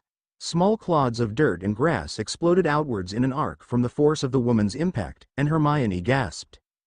Dumbledore and McGonagall ran even faster, and came to the crash site just as Hagrid got there and brushed some of the debris off of the fallen witch. No way she could have survived that, Ron murmured. Look, Hermione pointed, and the other two saw Mesdames Pomfrey and Hooch dash across the lawn from the direction of the infirmary. The headmaster conferred with the Medowitch for a moment before turning and levitating the fallen woman. Everyone rushed to the medical wing, but Hagrid stopped and carefully picked up something from the small hole in the ground before following the others at a ground-eating stride. Wordlessly, Harry and his friends turned to make their way after the others, but they skidded to a stop at the sudden appearance of Mr. Filch, the caretaker. He sneered at them as he stroked the long fur on top of Mrs. Norris's head. The cat was sitting quite primly in her human's arms, her red eyes glaring at the errant students in almost malevolent glee. "Oh, I thought I'd find you nosy children here," Filch practically purred. His face spread into his trademark evil grin, and he curtly gestured for the teens to precede him. "My, yes, you are going to be in trouble," he finished with a dry chuckle. Caught, Harry, Ron and Hermione were marched back into the Great Hall, and they sat back down in their vacated seats while Filch made his way to the teacher's table to report to Snape. About 30 minutes later, Professors Dumbledore, McGonagall and Hooch re-entered the Great Hall, and the sorting ceremony continued as if nothing had happened. Only Harry, Ron and Hermione noticed the rather worried expressions on the two elders' faces. Harry woke with a start the next morning with Ron shaking his shoulder. "Harry, come on, mate, you're gonna be late for class." All right, I'm up," Harry grumbled as he automatically reached for his glasses. He sat up in his bed and scrubbed a hand through his hair. "What time is it?" he said around a huge yawn. Ron let go of his shoulder, looking relieved. "You missed breakfast, Harry," he replied as he held out some muffins wrapped in a napkin. "First class is Transfiguration, and you know how McGonagall gets when we're late." Harry looked at the timepiece on his side table, and his eyes widened. "Shit, why didn't you wake me earlier?" Ron's brow furrowed. "I tried, mate, but it sounded like you had a pretty rough time of it last night." Harry swung his legs over the side of the bed and dropped to the floor with a thump. He shook himself before quickly stripping and pulling on his school robes, grabbed his book satchel and two of the muffins and followed Ron at a trot down the stairs into the common room. "Yeah, pretty much how it goes every night," he mumbled around a mouthful of blueberry muffin. "Did I wake everyone?" Ron shook his head from in front of Harry. "Just Neville and me. Seamus and Dean could sleep through a bleeding hurricane, I bet." He slowed down a little to let Harry catch up with his longer strides. "I'm worried about you, Harry." He regarded his best friend with concerned blue eyes. Harry just shrugged. "I'm dealing with it, Ron. You should talk to Dumbledore or Professor McGonagall about it." But Harry shook his head. "What can they do about it? Talking doesn't change anything." "No, but it'd make you feel better," the redhead persisted. Harry didn't answer, but instead shoved the last bit of the first muffin in his mouth and broke into a ground-eating lope. The two barely made it into the classroom before the bell rang, and slid into the last two seats near the front of the room. After class was over, Professor McGonagall called to Harry as he was packing away his parchment, quill and ink. "Mr. Potter, a word please." Harry and Ron exchanged questioning glances, and Ron shrugged as he made his way to the door and awaiting Hermione. "You missed breakfast this morning." The professor leveled an assessing look at the young man. "Are you having any pain still?" "No, Professor," he replied awkwardly. "Why does everyone treat me like I'm bleeding fragile?" he thought in exasperation. "The headmaster asked me to give this to you." She held out a small parchment with Dumbledore's seal on it, and Potter. Harry turned back to the woman, as he'd taken the parchment and swiveled towards the door to the classroom. "What you three saw last night is not to be discussed with anyone, is that understood?" Harry nodded, his stomach sinking. Looked like Snape had blabbed about Filch catching them. "Great. Yes, ma'am." "You may go." She dismissed him, and Harry hurried from the room to join his waiting friends. "What was that all about?" Ron asked as Harry fell into step with the other two. Harry opened the paper and read the brief message. "Looks like Professor Dumbledore wants to have my first occlumency lesson tonight," he replied thoughtfully. He rolled up the parchment and shoved it deeply into an inside pocket of his robes. "That, and McGonagall said we're not supposed to talk about what we saw last night." "What would we say?" Hermione wondered. "It's not like we really saw anything." "I think they don't want anyone else to know about our guest," Harry replied quietly. He frowned as a thought hit him. I wonder if this has anything to do with Voldemort. Ron and Hermione exchanged worried looks as the three continued to their next class. All day Harry fought to stay awake and alert as questions swirled through his mind. He barely made it through potions, although Professor Snape for once didn't harass him. He just broodingly glared at the young man. Dinner passed in a bit of a blur, and when 7 o'clock came around, Harry found himself standing in front of the stone griffin. "Chocolate frogs," he said, and the statue moved aside. He ascended the stairs and knocked on the office door. Hearing a muffled, "Come in," Harry entered the room. Dumbledore was nowhere to be seen, but Fawkes was resting on his perch by the desk. As Harry crossed the room, a voice cleared its throat, and the teen looked around him to identify the speaker. "Over here, Mr. Potter," said one of the paintings. Ah, it was Phineas Nigellus, a former headmaster and ancestor of Sirius. "Great. Yes, sir," Harry replied cordially. "How are you carrying on?" the solemn man queried. "As best I can, I suppose," Harry said. The man nodded. Yes, I expect you would be. I haven't seen you at the other house this summer, and was wondering." I can't go there, not yet," Harry murmured, averting his eyes for a moment. "Don't worry, sir, it's being well taken care of." The painting merely nodded somberly. "I understand. While I was not fond of my great-great-grandson, he was a stout man with principles, and I respected that." The painting sighed a little before continuing. "When you are able to go to the house, let me know, and I will help you with anything I can there." Harry's face fell a little. "Thank you, sir," he murmured, touched, and turned back towards the phoenix at the painting's nod. Fawkes rested on his perch, watching Harry's approach with his head tilted to the side. "Hello, Fawkes," the young man murmured, and held out his hand for the creature to inspect. Fawkes merely dipped his head in greeting and stretched out in an obvious request for a scratch. Harry obliged, the simple interaction doing much to improve his dark mood.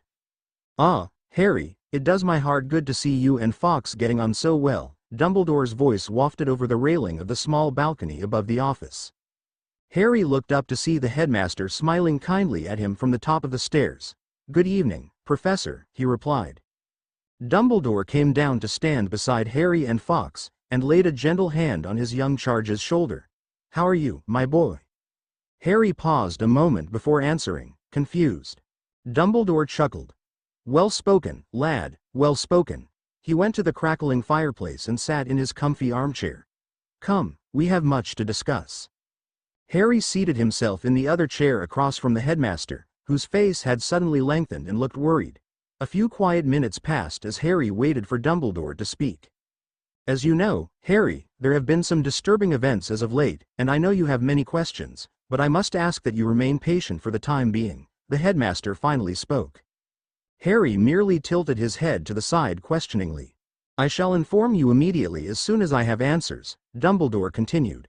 "But for right now, we must continue your lessons at Occlumency, so that you should not have to bear the burden of a repeat of last year." Harry visibly winced, and Dumbledore looked at him sadly. "I know you still blame yourself for what happened, Harry. All I can do is reassure you that you are indeed not at fault. If anyone is to blame, it is I." Harry blinked. "No, sir." "Yes, Harry. I can only hope that someday you shall forgive my grievous errors in judgment. Had I taught you Occlumency last year instead of Severus as I should have, you would have been more prepared for Voldemort's assaults upon your mind. Instead, I did the worst thing possible, and distanced myself from you when you needed me the most." Dumbledore paused, looking positively ancient in his grief. "And my mistakes allowed Voldemort and his followers to take Sirius from you." Harry felt numb from having to go over this again. "Professor, you couldn't have known." But he was cut off by a simple wave of Dumbledore's hand. "No, my boy. I knew of many possible ramifications of my inaction, but chose instead to be swayed by my love and fear for you. You have paid a terrible price, and for that I am truly sorry." Silence fell thickly between the two. It was many minutes before Harry could gather his swirling thoughts enough to form a coherent sentence. He looked straight at Dumbledore, and said, "I don't blame you," and strangely enough, he didn't. Not anymore. All of the fury Harry had felt over the events of last year seemed to have melted away, leaving only this deep and terrible sadness. Dumbledore met Harry's gaze, and was quite touched by the simple honesty and anguish he saw. His eyes began to twinkle slightly. "Well, my boy, if you're feeling up to it, I suggest we get on with tonight's lesson, Harry nodded, and prepared himself for the worst. To say that Dumbledore's method of instruction was quite different from Professor Snape's was a vast understatement. First, the headmaster gave Harry the pensieve to place a few choice memories in, and Harry decided to put in his most vivid nightmares from the past few months.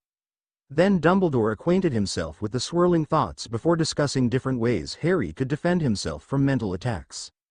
Then, as Harry sat there telling Dumbledore how Professor Snape had chosen to run his so-called lessons, he suddenly found himself standing in a very dank and dark part of the Forbidden Forest. "Professor?" He blinked in surprise, but no one answered. The hair on the back of Harry's neck prickled, and he whirled around. Standing not a meter from him was a Dementor, and Harry gasped. But his vision didn't darken. He didn't hear the distant screams of his dying parents. He only felt a deep, bone-chilling cold seep into his body, and he realized that he couldn't move his feet. "What do you want?" he stammered, and in answer, the cloaked Dementor pointed, not at Harry, but over his shoulder. Harry swiveled, as his feet seemed rooted to the ground for some reason, and felt the blood rush from his head. Behind him was a giant oak tree, gnarled and twisted into something menacingly evil. Tied to each of its swaying branches by only their arms was a person, and Harry gasped.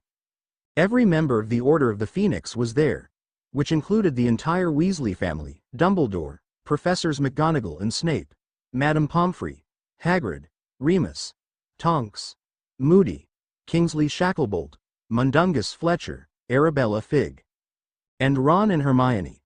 What completely floored Harry was that he also saw Neville Longbottom, Luna Lovegood, Seamus Finnegan, Lavender Brown, Parvati and Padma Patil, Cho Chang and the rest of Harry's DA group, and Draco Malfoy of all people stretched over the massive trunk of the tree as well.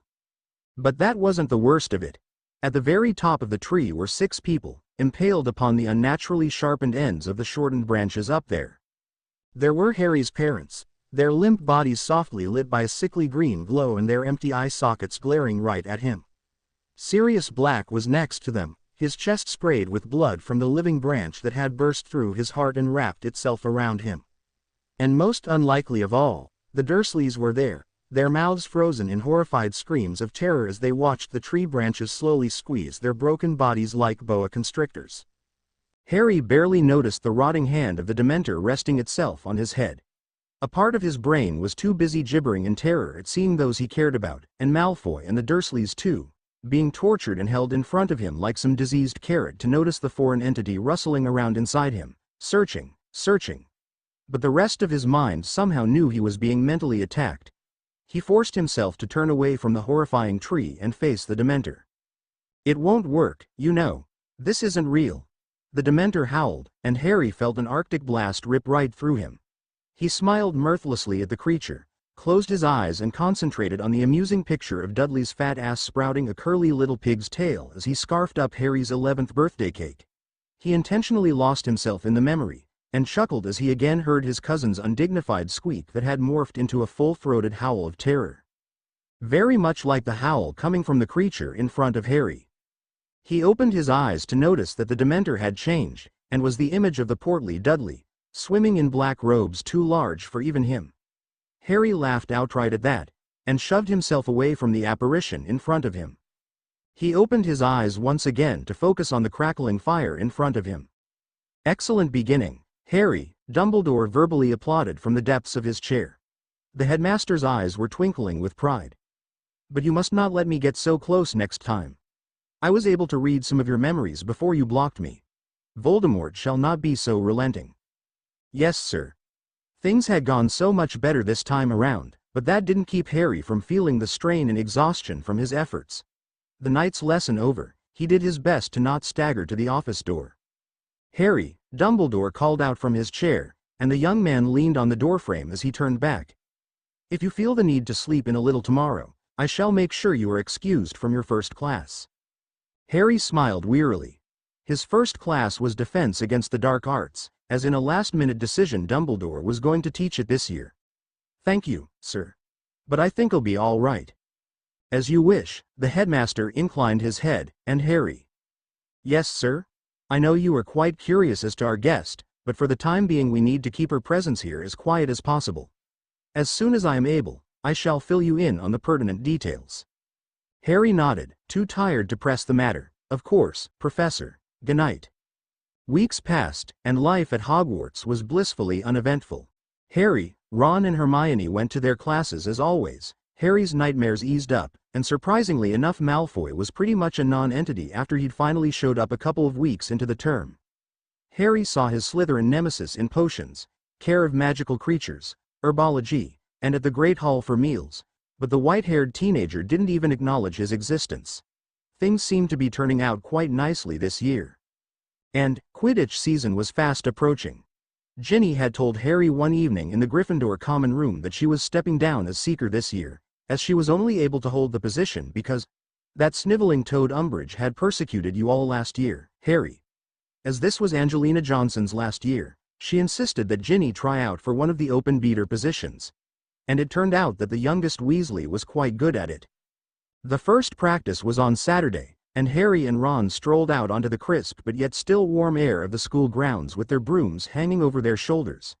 They'd just begun walking across the grass when three shadows loomed in front of them. "Where do you think you're going?"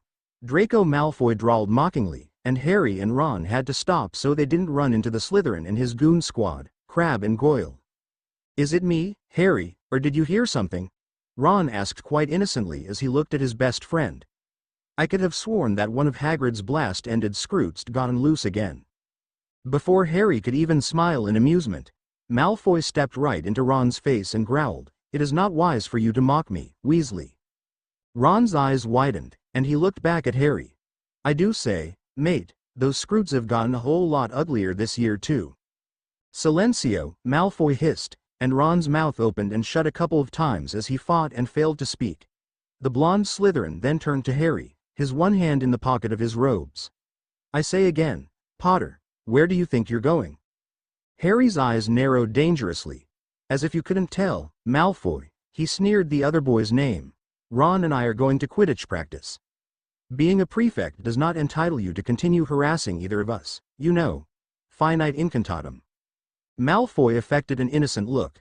"Why, Potter, why would I ever stoop so low as to harass you?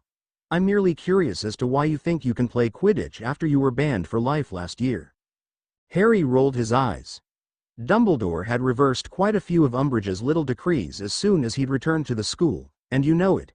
And I wouldn't mind hearing why you weren't here beginning of the term. Draco smirked at that. "My mother came into a bit of money, and needed my assistance in London." "What?" Harry looked as confused as he felt. "After Sirius Black had given up the ghost, his elf came to my mother and informed her of the inheritance of her cousin's house," the blonde explained as if he were talking to a little child. "It took quite a while to find the place, but once there we found evidence of squatters." His pale eyes glinted knowingly. The blood drained from Harry's head. Malfoy had gone to the Order's headquarters? The noisy intake of breath from behind him let Harry know that Ron had reached the same conclusion. How much did Kreacher tell them? But then Malfoy pouted. Somehow they were able to seal the entrances, and even the elf couldn't find a way in. "Oh well," he shrugged, "we'll work it out, and I'll have particular fun in making sure those vermin suffer for their interference." "Why don't you go play tag with the merpeople, Malfoy?" Harry growled through the panic tightening his throat. "We have better things to do." And with that, he grabbed Ron's arm and shoved his way through the Slytherins. He just didn't want to think that the possibility existed that the Malfoys, and subsequently Voldemort and his Death Eaters, knew anything about the Order and the whereabouts of its headquarters. "I'm not finished with you, half-blood." Draco grabbed Harry's shoulder and swung him around. Harry's temper flared, and he viciously knocked the other boy's hand away. "Yes, you are," he retorted. "I'd watch your manners if I were you, Potter. This year your mutt can't run to save you," Malfoy said hatefully. All the color drained out of Harry's face, and Ron laid a warning hand on his shoulder from beside him with a whispered, "Easy, mate." But instead of erupting into violence, Harry laughed harshly. "What makes you think you can scare me, Malfoy? The only person who came close to doing that was Voldemort, and quite frankly, you're a bit pathetic compared to him." Draco's eyes darkened in fury, and he began to whip his wand out of his pocket. Only to have the butt of Ron's broom crash into his jaw, knocking him onto his ass. Crabbe and Goyle reacted to that, and rushed towards the smaller boys with malevolent glee on their faces. But Ron and Harry were faster. They both raised their wands and shouted, "Reducto!" The 3 Slytherins flew backwards from the force of the spells, and slammed into the ground hard enough to knock the breath from them. Harry then growled, "Incarceratus," and thick ropes shot out of his wand to tightly bind the other boys from shoulder to ankle. Satisfied that there would be no more trouble from the trio, Harry and Ron set back off for the Quidditch field. "Harry, are you sure it's such a good idea just leaving them there?" Ron sounded worried. The raven-haired teen just shrugged. "Come on, Ron, we're late as it is." Angelina must have been in a very good mood that day. She only chewed out the 2 for 5 minutes before starting practice. Things progressed quite well, with Ron's game constantly improving and the new beaters working on some new tactics. Harry swooped through the air, practicing his maneuvers and working out a few personal modifications to the Wronski feint. The 3-hour practice was almost over when Harry saw the snitch fluttering right behind Ron's head. He grinned. His friend's nerve was about to be tested. Harry shot straight towards the keeper, and was thrilled when Ron didn't flinch in the slightest.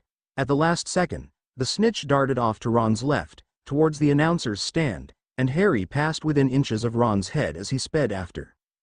The golden orb zipped all over the place in an almost human effort to shake Harry, but he doggedly pursued, and was centimeters from grasping it when he heard distant shouts. "Nice try, Angelina," he thought smugly. "Not gonna break my concentration that way." His fingers brushed the cool metal of the snitch when he was suddenly buffeted from his broom. "Wah!" was all he was able to utter before he felt himself falling. The ground rushed up to him, and he plowed headfirst into it with a sickening crunch. Harry felt many bones snap, and amidst the muffled sounds of screams and shouts, he thankfully passed out. Harry drifted in a sea of pain and confusion. He felt consciousness hesitantly approach, and blearily opened unfocused eyes to note that he was in the infirmary. Great. How long was he unconscious? He blinked and automatically reached for his glasses, which were most likely on the bedside table on his left, if memory served. But his arm refused to move as it screamed in agony, and he gasped. He looked down at his body, and noticed his entire left side was swathed in bandages and splints. Harry's vision swam sickeningly as his head also voiced its intense protest over being used for a landing pad, and he felt like he was going to be sick. Suddenly, an unearthly shriek of terror and fury shattered the pre-dawn darkness, and Harry felt the hair on the back of his neck rise against the pillow. Ah!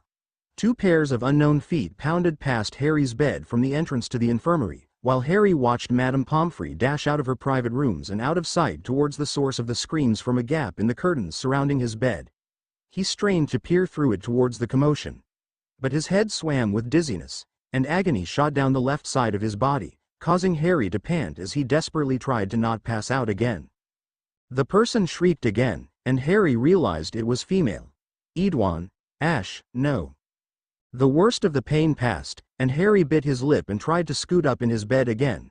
He used his unbroken right arm and leg to do it, and it still hurt like hell, but after a few agonizing seconds he managed to bring his head level with the break in the curtain. Harry licked away a bit of blood from where he'd bitten his mouth and carefully snagged his glasses with his right arm. Madame Pomfrey and Professors McGonagall and Snape surrounded the hysterical woman a few beds down from Harry.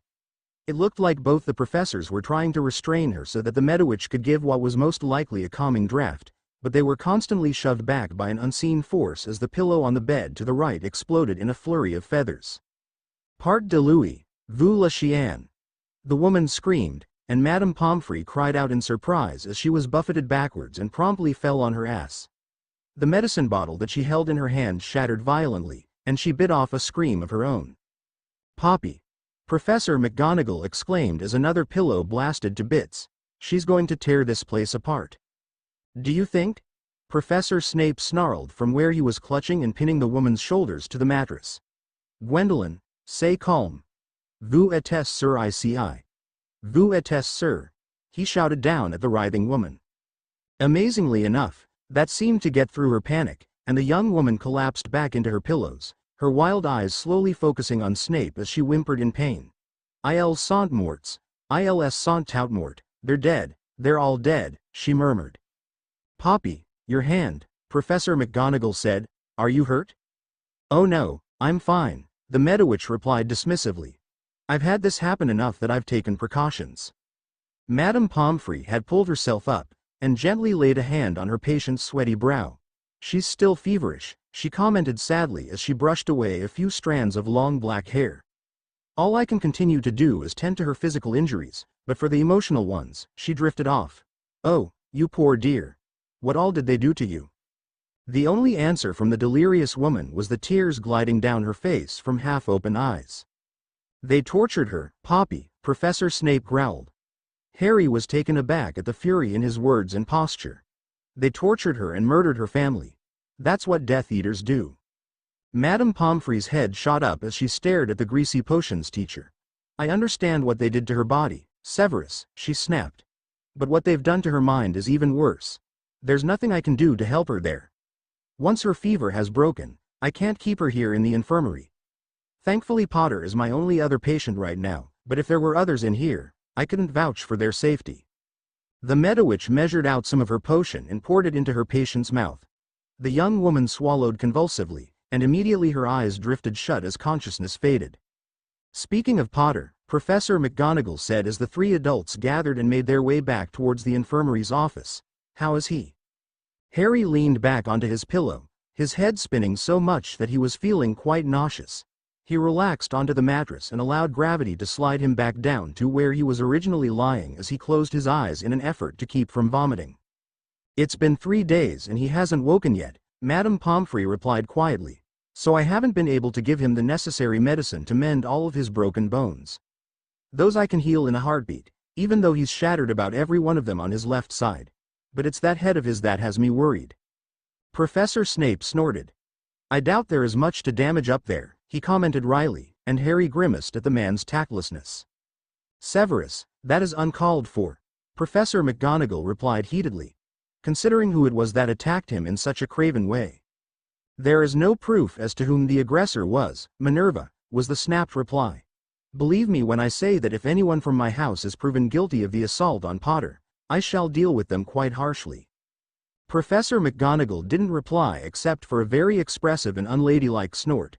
The three adults passed by Harry's bed, and suddenly the curtain at the foot of it was pulled back to reveal Madame Pomfrey. My goodness, Mr. Potter, she exclaimed, and Professor McGonagall's fatigue-lined face popped over the Medowitch's shoulder. How long have you been awake? Harry replied, swallowing the bile rising in his throat. Young man, you're white as a sheet. The Medowitch fretted as she came to his side. How many fingers am I holding up? Harry fought to concentrate on the hand in front of him, but he just couldn't seem to get it in focus, even with his glasses on. Dunno, he replied weakly. Can't really see it. Madame Pomfrey frowned contemplatively. You have quite a concussion, young man, she chided softly. You're extremely lucky you didn't break your neck. Poppy, now is not the time to be chastising Potter, Professor McGonagall commented wryly. We all know your opinion on Quidditch, dear. The corners of her mouth quirked up in the tiniest of smiles at Madame Pomfrey's snort, and she strode around the bed to Harry's other side. Harry, did you see who had done this? No, Harry said honestly. I was too busy, trying to grab the snitch, when something just shoved me off my broom. He squeezed his eyes shut again in a desperate last-ditch effort to keep from vomiting. Sorry, goin' to be sick. He gagged, and Madame Pomfrey quickly held a pan to his mouth as bile streamed out. It felt like hours passed before Harry's stomach calmed down enough to allow him to breathe, and now his head felt like it was leaking rapidly out of his skull. It was as bad, if not worse, as the headache he'd gotten on the way to school from Voldemort's fury. Here, drink this, Madame Pomfrey instructed as she steadied his head with a gentle hand and tipped a small cup to his lips. He hesitated, wondering if the medicine would taste foul enough to set him off vomiting again. But amazingly enough, the liquid tasted like warm honey and mint, and he gratefully swallowed. Immediately, his twitching and lurching stomach settled down, and the pounding of war drums in his battered brain quieted to an almost gentle throbbing. Harry sighed and smiled a little as he closed his eyes and relaxed for the first time since he'd awoken. I also need you to drink this. Madame Pomfrey held another cup to his mouth. Harry could tell right away that it was the disgusting bone mend potion that he'd had to swallow way too many times in the past. He reflexively pressed his lips together, and heard the Medowitch tut above him. "Now, Potter, don't make me force you," she threatened. "The medicine I just given you was to settle your stomach and ease the pain of your concussion. You'll be able to stomach this just fine now." When Harry still didn't open his mouth, she switched tactics. "Well, I could always ask Professor Snape to hold your mouth open so I can pour the medicine in." Harry's eyes snapped open to see that the potions professor was standing at the foot of the bed with an evil glint in his eyes. "I don't know, Poppy. Maybe Potter actually likes being coddled like a baby," he sneered, and Harry's mouth popped open faster than you could say, "Quidditch?" Professor Snape chuckled low in his throat as Madame Pomfrey obligingly poured the revolting potion into Harry's mouth. Harry swallowed it all, not being strong enough to reflexively spit it out.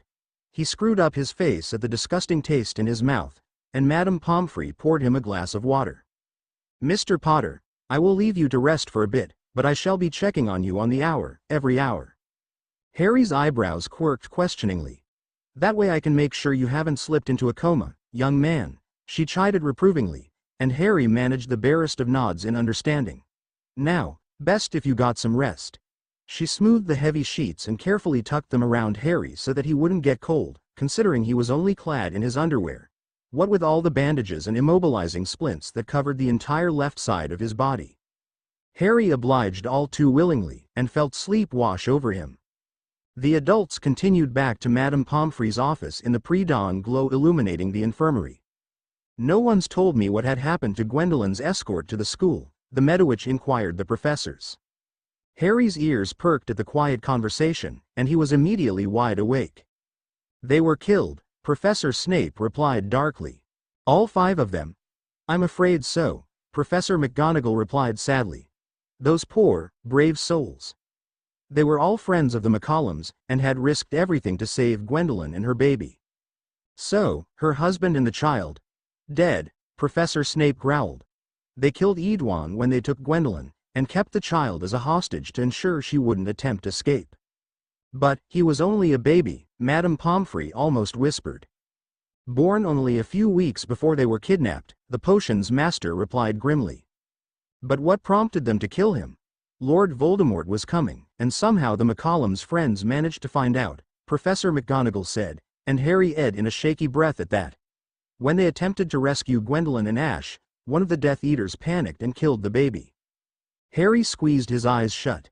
Ash must have been the baby's name, he thought sadly. What the hell would Voldemort want with those people? "If only they had contacted us earlier, we could have sent help." Professor Snape still sounded furious, but instead they had to play the heroes. "That's not fair, Severus," Professor McGonagall retorted gently. "They had no secure way of contacting us. Only one of them knew about the special assistance they could have gotten, but she was killed the night that Gwendolyn and the baby were kidnapped." Professor Snape didn't reply to that, but instead chose to change the subject slightly. "Once her fever has broken, we need to find Gwendolyn more secure quarters, since she has never had any formal training. Albus has spoken to the other teachers, and has informed them that in a few weeks they shall have an exchange student coming to the school," Professor McGonagall explained. "Do you really think they won't be curious as to why a 22-year-old woman is just now going to school?" Madame Pomfrey said. "It has been explained that she is from another country, where the standards are a little more lax than ours," Professor McGonagall said. "Ah, yes, prey upon the prejudices of foreigners," the potions master remarked snidely. Harry's eyes began to drift shut as his body strongly asserted its need to rest. His mind swirling with questions, he drifted off into a light and uneasy slumber. French. "Gwendolyn, say calm. Vous êtes sur ici. Vous êtes sur, Gwendolyn. Calm down. You're safe here. You're safe. Part de Louis, vous la chienne. Get away from him, you." Madame Pomfrey was as good as her word. She'd woken Harry up every hour on the hour to check on him and then give him some more medicine. Dumbledore came to see Harry before breakfast, and the two talked quietly for almost 15 minutes. Harry recounted his and Ron's encounter with Malfoy, Crabbe and Goyle, and spoke his concern about how Malfoy and his mother had found the headquarters for the Order. Dumbledore smiled kindly and shook his head. "Don't worry, Harry. Kreacher is not the secret keeper for the Order, so he isn't able to tell anyone about the Order's whereabouts. Narcissa remembered the general location of the house from the times she'd visited when she was a child. There is no way she or Draco can find their way inside, and Creature has been forbidden to return, as you may remember. Harry nodded, or at least, he tried to. A searing pain shot through his head when he tried to move it, and he squeezed his eyes shut in response. The headmaster patted Harry's undamaged right hand, and said, "Now, my boy, is there anything else you need to tell me before Poppy chases me out of here?" But before Harry could reply, the Meadowitch came as if she were summoned and herded the chuckling headmaster out of the ward, insisting that her patient urgently needed his rest if he were to recover. It wasn't until much later that day that she allowed visitors. Well, it wasn't like she'd had much of a choice. Harry woke up to hear raised voices arguing. It seemed that Professor McGonagall was sick and tired of fielding the anxious inquiries from all of Harry's friends, so she finally marched Ron and Hermione down to the infirmary and practically ordered Madame Pomfrey to allow them to see how Harry was doing for themselves. After much sputtering and objecting, the Meadowitch finally allowed Harry's friends a brief moment to visit. "But heaven help you if you go and wake him," she quietly scolded. Ron and Hermione both nodded as the curtains were pulled all the way back to the wall to allow for some sunshine. "Harry!" Ron exclaimed happily at seeing his best friend blearily open his eyes. "Bloody hell, it's good to see you, mate. We've all been worried sick." He quickly stepped to Harry's right side and patted his arm. Harry blinked. His vision was still a bit hazy, even with his glasses on, and he blinked and squinted a little in an attempt to get his friends' faces into better focus. "How are you, Harry?" Hermione came up to Harry's left side a bit more calmly. "Better than this morning," he replied wryly. "But I'm bloody tired. Madame Pomfrey's been waking me up almost every hour to make sure I haven't died." Both Ron and Hermione snorted. "Well, that's standard procedure when dealing with a severe concussion," Hermione replied. "You've been unconscious for 3 days. Be glad that she was able to give you some topical medicine so that your brain didn't swell too much. A fall like that should have killed you instantly, you know." Harry swallowed hard. "I knew it was bad when I woke up this morning, but—" "Way to go, my own," Ron chastised, as if Harry didn't feel bad enough. She huffed a little and glared at her friend. "I'm only telling Harry the truth, Ron. Don't you think it would have been a better idea to tell him after he's back on his feet?" "Okay. Guys, thanks for coming. May I go back to sleep now?" Harry commented plaintively. As much as he loved the two, Ron and Hermione's bickering had the tendency to give him a headache on the best of days. Now, it was making his head throb agonizingly, and wasn't helping his still unsettled stomach. Ron and Hermione immediately quieted and looked chagrined. "Sorry, mate, and sorry, Harry," they chorused. "You really want us to go?" Ron continued. "No," Harry said. "I was wondering if you'd seen who knocked me off my broom, Ron." The flame-haired teen shook his head. "Nope. They must have been hiding in the stands, since there was no one on the field except us.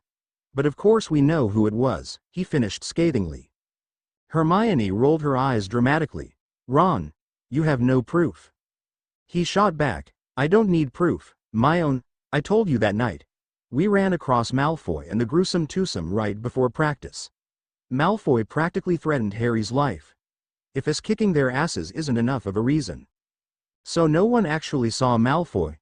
Harry interrupted quietly as he lightly pressed his fingers to his temples. All of his broken bones had finally mended, but his left side was still extremely sore, and underneath the bandages on his head was a bare spot where the hair and most of his scalp had been ripped away from the impact with the ground. Unfortunately, Madame Pomfrey had said it would take a few days for the hair to grow back to its usual messy state. "Sorry, Harry. We were too worried about you," Ron said softly. Harry slowly turned his head to look at the bed where the woman was the night before, his eyebrows furrowed in confusion. Hermione looked over her shoulder and then back at her friend. "Harry, what's the matter?" "There was a woman there this morning," he replied. "Where'd she go?" Ron and Hermione looked at each other in consternation. "What woman, Harry?" Ron said. "There's no one else in here." Harry looked around the room, confirming that his friend was correct, before relaxing back onto his pillow. "Her fever must have broken then," he murmured. "I heard Madame Pomfrey telling the others that Gwendolyn would have to be moved after her fever broke." "What others?" Hermione asked. "Snape and Professor McGonagall." Harry's eyes drooped a little, and he blinked. He was feeling really tired again. I don't know what to tell you, mate, Ron began, and then his brow furrowed. Wait a minute, Gwendolyn. A small smile ghosted across Harry's face. Yeah, that's her name, and yes, Ron, I think she's the witch we saw crash on the front lawn the beginning of term. Hermione's eyes narrowed as she thought. Don't you think it's a bit of a coincidence that Harry felt Voldemort's? She paused a moment to glare at Ron's hissing intake of breath. Anger the same night that this woman came to Hogwarts? No matter how many times you say it, I'm never going to get used to you saying his name, Ron shot back. Hermione rolled her eyes, but what would he want with her? Harry frowned in thought. Whatever it was important enough to kidnap her and kill her family, he replied darkly. Ron and Hermione both looked at Harry in astonishment. Ron was the first one to recover. Maybe he's trying to recruit witches and wizards to his army, he thought aloud. And he's killing those who are opposing him, like he did 15 years ago. Hermione nodded. Makes sense, but how on earth did she get away from him? Unnoticed, Harry slipped back into sleep, exhausted and still quite dizzy. Ron and Hermione discussed the situation for a couple more minutes before they noticed, and then they retreated from the bed to let their friend rest. 4 days later, Harry was finally released from Madame Pomfrey's care. It was around dinner time, so he slowly walked to the Great Hall. His head was still feeling a bit tender, and the Medowitch had placed him on restricted activities for the next week. That included no occlumency lessons or Quidditch until she was absolutely certain that he was completely healed. Harry entered the Great Hall and made his way to the Gryffindor table. People from all the house tables noticed his quiet entrance, and the usual loud dinner-time chatter turned into murmurs and concerned whispers as he passed by them. "Oh Harry, Professor McGonagall told us you were to be released today," Ginny exclaimed as she shoved some of the other Gryffindors aside to make way for her friend. He smiled his thanks wanly, and quietly sat down between her and Ron. Hermione grinned at him from across the table, and Neville beside her gave him a welcoming nod. "Hey, Harry," Neville greeted. "How are you feeling?" "Much better, thanks," Harry replied. "Though Madame Pomfrey said I couldn't play Quidditch for at least another week or two." With that last wry statement he was looking at Angelina Johnson a few spaces down the table, and she grimaced a little. "Well, Harry, I'd much rather have you on health restriction right now than in the ground," she replied warmly with a crooked smile, and Harry returned the grin. Harry fielded a few more questions and small talk from his housemates before eventually everyone got back to their earlier discussions about classes, homework, and the various and sundry school gossip. Harry served himself a small helping of shepherd's pie, as he was still unused to eating a lot of food. "Harry, I wish you could have seen Snape while you were in the infirmary. He was totally lost on who to pick on without you there," Seamus murmured from around Ron, and Harry snorted. "But he got over it pretty quick, and has been absolutely nasty to poor Neville." Neville raised his head at the mention of his name, and shrugged. "If picking on students is all that old Bat has to do with his time, then he's truly a sad man," he said, and Hermione looked at him incredulously. Ron chuckled. "You said it, my friend." "Neville, that's not very kind," Hermione chastised, but her classmate only shrugged. "Neither is he, Hermione," he replied, and she was forced to nod reluctant agreement. "Harry, Professor McGonagall asked me to give you this." Hermione then handed over an envelope with his name written on it. "What with all the classes you missed, she asked the teachers if they could give you special assignments to make up the work. Especially since we have our NEWTs next year." Ron shook his head in disgust. "I'm not even going to argue with you about why you think we should start studying for them a year early," he said wryly. Harry opened the envelope and read the list before he groaned and clutched his head with his free hand. "Harry?" Ron asked, looking concerned. Harry dropped the letter onto the table as he grimaced. "I get to spend the next 3 Saturdays with the teachers in special makeup classes. Might as well be detention," he grumbled. "It can't be all that bad, can it?" Hermione asked. Harry handed the letter over to his friend. "You tell me," he said.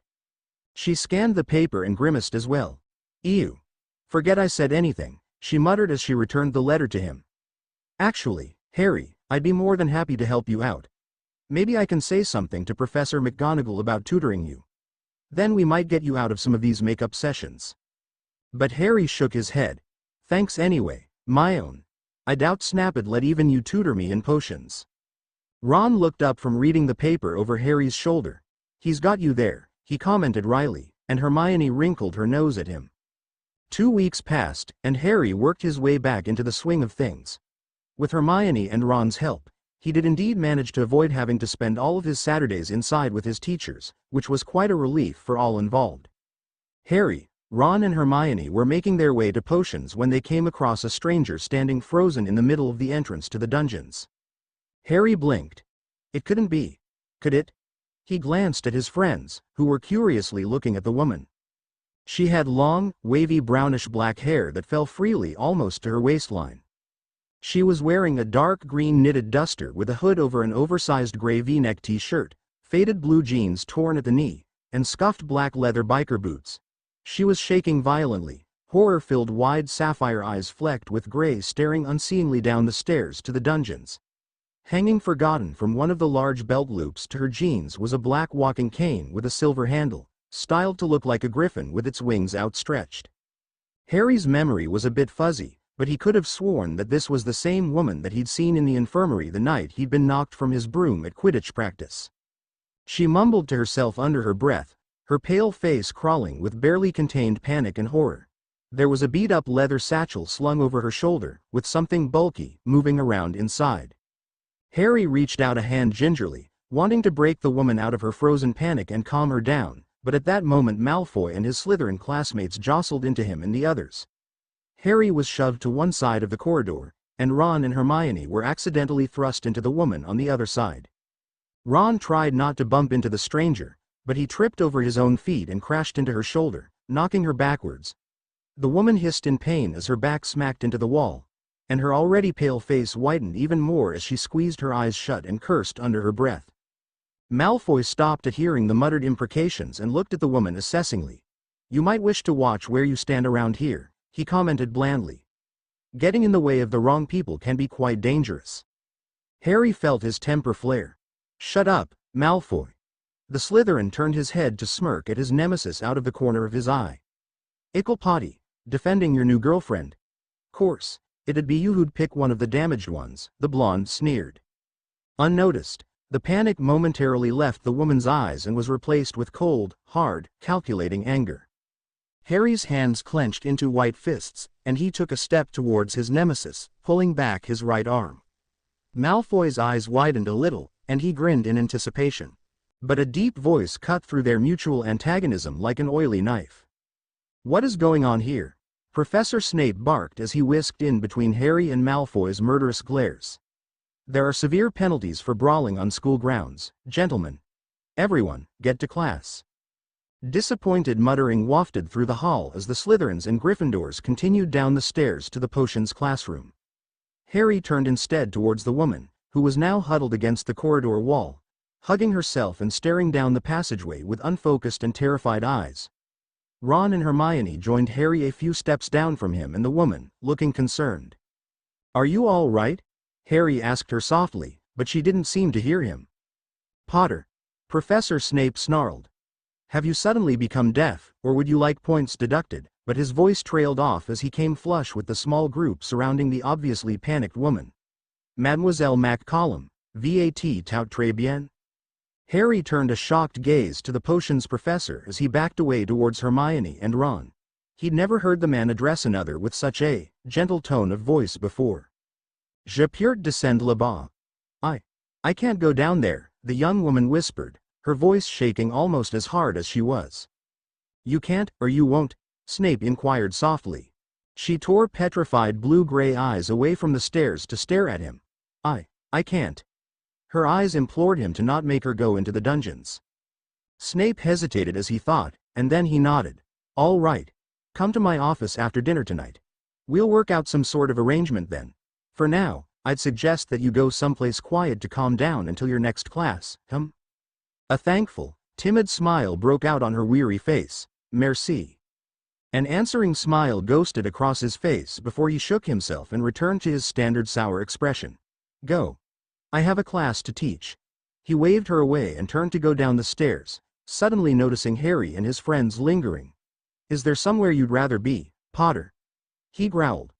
5 points each from Gryffindor for your tardiness." Harry glared at the professor, briskly turned on his heel, and stalked with his friends down to the classroom with Snape following closely behind. That evening, the three friends discussed what had happened before potions. "You know, I haven't seen her eating in the Great Hall," Hermione pointed out. "Maybe she eats in her room like Professor Trelawney," Ron speculated. "What I don't get is why a grown-up is coming here like she's never been to school. Wouldn't she be with the first years then?" "Maybe she's more advanced because she's from another country," Harry quietly pointed out. Ron and Hermione tilted their heads questioningly. "How do you think that, Harry?" Hermione asked. "I think she's the same woman I saw in the infirmary a few weeks back." "I reckon she's an American," Harry explained. "Or from Canada, since she spoke French." "Maybe she is French," Hermione pointed out, but then frowned and shook her head. "No, the accent's too light. She'd sound more like Fleur Delacour then." "But what would a Yank be doing here?" Ron wondered aloud. Harry shrugged as he idly pushed his dinner around his plate. For some reason he didn't feel like sharing all that he'd heard of the adults' conversation in the infirmary with his friends. "Maybe she's an exchange student," Hermione replied. "Who knows what the schools are like in North America?" Just then, a few owls came swooping into the hall, and dropped letters in front of Harry, Ron, Hermione, Ginny, Neville, and Luna over at the Ravenclaw table. The 6 teens exchanged worried looks across the tables as they realized the letters must be the summons to the trial at the Wizengamot. The others didn't look as if they were going to open theirs, so with a great sigh Hermione slid her finger under the ministry's seal and opened hers. She slid out the creamy parchment and read aloud for the others as they crowded around her. "The Wizengamot formally requests your presence at the Ministry of Magic's courtroom number 5 this Friday, the 13th of October, at 8:30 a.m., for your testimony regarding the events that transpired on the 12th of June this year. That's this coming Friday." "They don't give us much time to get ready for this, do they?" Neville asked thoughtfully, and Luna smiled a little. "What would we have to prepare for?" She replied dreamily. "We all know what happened. We just have to tell the truth." "I wonder if that means we'll be getting out of our classes for the whole day," Ginny murmured. "Snape'll have a conniption fit over this," Ron replied, looking as if he'd swallowed a fly. Harry just looked up at the head table and met Dumbledore's solemn gaze. The headmaster nodded ever so briefly, and Harry returned the gesture. Whatever happened, Harry knew that his mentor would be there by his and his friend's side for support and guidance. What particularly worried Harry was whether or not Draco Malfoy and Vincent Crabbe would be there as well, to see their fathers convicted and their wands broken. No matter how much he despised the blonde Slytherin and his sidekicks, deep down Harry wouldn't wish that kind of disgrace on anyone. He knew what it was like having his father taken from him. French. "Mademoiselle MacCallum, VAT tout très bien." "Miss MacCallum, is everything all right?" The next day started off with a Care of Magical Creatures lesson. Since Gryffindors and Slytherins still shared this class, Harry and the others weren't overly thrilled about getting there and having to deal with more of Malfoy's taunts and threats. As they came around the side of Hagrid's house, they noticed that Gwendolyn was there as well, quietly standing off to the side a good 2 yards from the nearest student. She still had that battered satchel slung over her shoulder, and it definitely looked like there were no books inside. Hagrid came around his house with a huge grin on his face. "I got a real treat for Ye today." He beamed. Come on, Ye'll just love this." He beckoned the students to follow him around to his garden. And there was Fawkes, calmly sitting on the back of a giant wooden garden chair. How many a Ye know what ta feed a phoenix? Even Hermione was stumped. Then Gwendolyn hesitantly raised her hand. Hagrid noticed and softly, "For him," called to her. "Yeah, come on round now so I can see and hear Ye." Gwendolyn limped around the edge of the crowd of teenagers and stopped a few feet from Fawkes and Hagrid.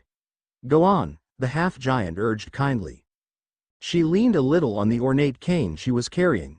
Well, native to India, Egypt and China, phoenixes are like other herbivorous birds when it comes to food. Unlike popular myth, they are not predators and are actually quite peaceable." Gwendolyn's eyes were slightly unfocused, as if she were reading from a mental book. Harry and Ron exchanged incredulous looks. For a woman who seemed disinclined to ever speak, once she got going, she was worse than Hermione. They can appear and disappear at will, and phoenix tears are known to have uncharted healing powers. The phoenix's song, is reputed to increase the courage of the pure of heart and to strike fear into the hearts of the impure. The phoenix is also one of the only creatures known to man that is essentially immortal, but only because of their time of burning. When a phoenix is ready to die, as it were, it loses all its feathers, basically resembles a half-plucked turkey and makes retching noises until it finally bursts into flame and is consumed. Within moments, it rises from its own ashes as an infant, and quickly grows into a mature adult within days. But since they are extremely rare and are almost impossible to domesticate, the phoenix must be very careful when it roams about, as there is quite a high price paid for its tail feathers, organs and other things on the black market. Gwendolyn hesitated as Fox drew his head back with a reproachful trill. The phoenix then chirruped more sedately, and the woman blinked her eyes back into focus before stepping up to him with a genuinely affectionate smile. She bowed a little with a wince of pain. "Bonjour, je suis Gwendolyn. Quel est votre nom?" He cooed a little at her, and Gwendolyn slowly reached out an open hand and tickled him under the chin. "Un honneur vous rencontrer, Fox." The phoenix's eyes closed in pleasure, and the students murmured to each other. "Unfortunately, it's true," she quietly continued in English to Hagrid, her gaze never leaving the beautiful red and gold creature in front of her. "Which is why Fox is most likely only allowed to stretch his wings on school grounds and in this forest. I've been told that no man in his right mind would dare go in there alone, as it's filled with many dangerous creatures. Is that right, Fox?" She smiled tentatively at the magnificent bird, which lowered his head in agreement before nudging her hand for some more attention. "Thes rig," Hagrid beamed. "Phoenixes are also very smart, and they're fiercely loyal ta whoever they trust and respect. 20 points ta. Wha, house ye belong ta then?" She froze, blinking, and Fox butted her outstretched fingers with his head. I don't. Wha, belong ta a house?" She shook her head, looking puzzled. "But ye did put on the sword and hat?" he asked. She nodded. After a few moments of tense silence, she quietly admitted, "It didn't know where I should go." The other students broke out in confused chatter, and Gwendolyn suddenly remembered that there were other people about. She blushed furiously, and quickly retreated away from the others to a corner of the house. Hagrid blinked, and then stated, "Well, then, 20 points ta ya, Ms. McCollum." The class continued with Hagrid explaining the history of the phoenix, more about its eating habits and how it's cared for, as well as the reasons for why they were so rare. When the class ended, Harry and his friends turned and noticed that Gwendolyn had already halfway limped across the lawn to the castle proper before the other students had even begun to leave. That afternoon was first with Professor McGonagall in Transfigurations. "What is she doing, stalking us?" Ron grumbled under his breath at seeing Gwendolyn already seated in the rear of the room. "She's giving me a complex, that one." "Oh, hush, Ron," Hermione chastised. "From what I can tell, she's just going to all the basic 6th-year courses for now. She'll probably get a more detailed course schedule once the Sorting Hat figures out which house to put her in." The classroom was already pretty much filled up, so Harry, Ron and Hermione moved to take the remaining group of seats beside Gwendolyn's by the windows. Harry set his books down on the table beside the older woman, who warily glanced at him from the corner of her eye. "Hello, I'm Harry," he introduced himself quietly. "And this is Ron and Hermione. Is it all right if we sit here?" She nervously nodded and rested one hand possessively on her satchel. Harry noted that she was also sitting on the front edge of her seat with her back held rigid. The professor entered, quieting the class, and started the lesson. As she instructed the students on how to transfigure a badger into a small child, she passed by Harry's table and stopped in front of Gwendolyn with a disapproving gaze. "Miss McCollum, I thought you weren't supposed to be carrying her about this soon." The others at the table furrowed their brows in confusion, but kept their eyes on their animals. Gwendolyn dipped her head a little. "Begging your pardon, but it's better if she stays with me at all times." Just then, the large flat head of a short-haired black and white tuxedo cat popped out of the satchel, its bright yellow-green eyes sharply assessing first Harry, Ron, and then Hermione before swinging to the professor. "Young lady, she is not fully healed, neither am I, Professor," was the murmured reply. McGonagall locked gazes with Gwendolyn for a moment, and then she tersely nodded. "Very well then. But she is to stay where she is and rest." She bent over to gaze directly into the huge cat's eyes. "Is that understood?" The cat purred throatily as Gwendolyn nodded. and since you have not had a chance to buy a wand yet, I shall assign you a tutor you can work with." Gwendolyn's eyes widened in alarm. No thank you, Professor. I'm sure I can keep up just fine without bothering anyone else." Professor McGonagall's lips thinned. "Unless you have perfect recall, Miss McCollum, then I highly doubt that." "Actually, I do have a photographic memory," Gwendolyn quietly interrupted, her eyes cast down at her clenched hands. "Ah." The professor had the grace to actually blush ever so slightly. "I'd forgotten about that." The young brunette allowed herself a small ironic smile. "Believe me, madam, these days I wish I could forget things, too." Harry's head twisted around to sharply glance at the woman beside him. That comment sounded a little too close to one he'd made to Dumbledore in one of his occlumency lessons not that long ago. "Nevertheless, Miss McCollum, until we can arrange for you to get the necessary supplies, I shall be assigning you a tutor. Come to me after class, and I shall have a name for you then." "Oui, madam," came the subdued reply as Gwendolyn absently scratched the huge head of her feline companion. At supper, Harry and the others discussed what went on that day. "She didn't even have a wand," Ron grumped. "How come she didn't have to do anything other than just sit there and watch?" "She most likely lost her wand, or it was broken," Hermione suggested matter-of-factly. "You didn't ask her yet?" Harry asked softly. Ron shot Hermione a sharp look as she shook her head. "What, you're her tutor?" Ron blurted out. At yet another scathing glare from the frizzy-haired young woman beside him, he shrugged and continued. "Well, of course you'd be the one, but why didn't you say anything earlier?" "Because Professor McGonagall asked me to keep it quiet," Hermione replied with a roll of her eyes. Gwendolyn's very reserved, and from what I could tell, she wasn't too keen on studying with other students. She really argued with the professor about me taking her on. "I wonder when she's going to Diagon Alley to get her things," Harry speculated aloud. "Bet she won't even have to take tests," Ron muttered under his breath. "And did you see the size of that cat?" he continued, ignoring Hermione's quelling glare, his eyes wide. "That thing has to be at least twice as big as Crookshanks." "I'd say she's bigger than most small dogs," Harry replied thoughtfully. "The cat's not fully healed yet. That's what McGonagall said," Hermione put in. "And neither is Gwendolyn.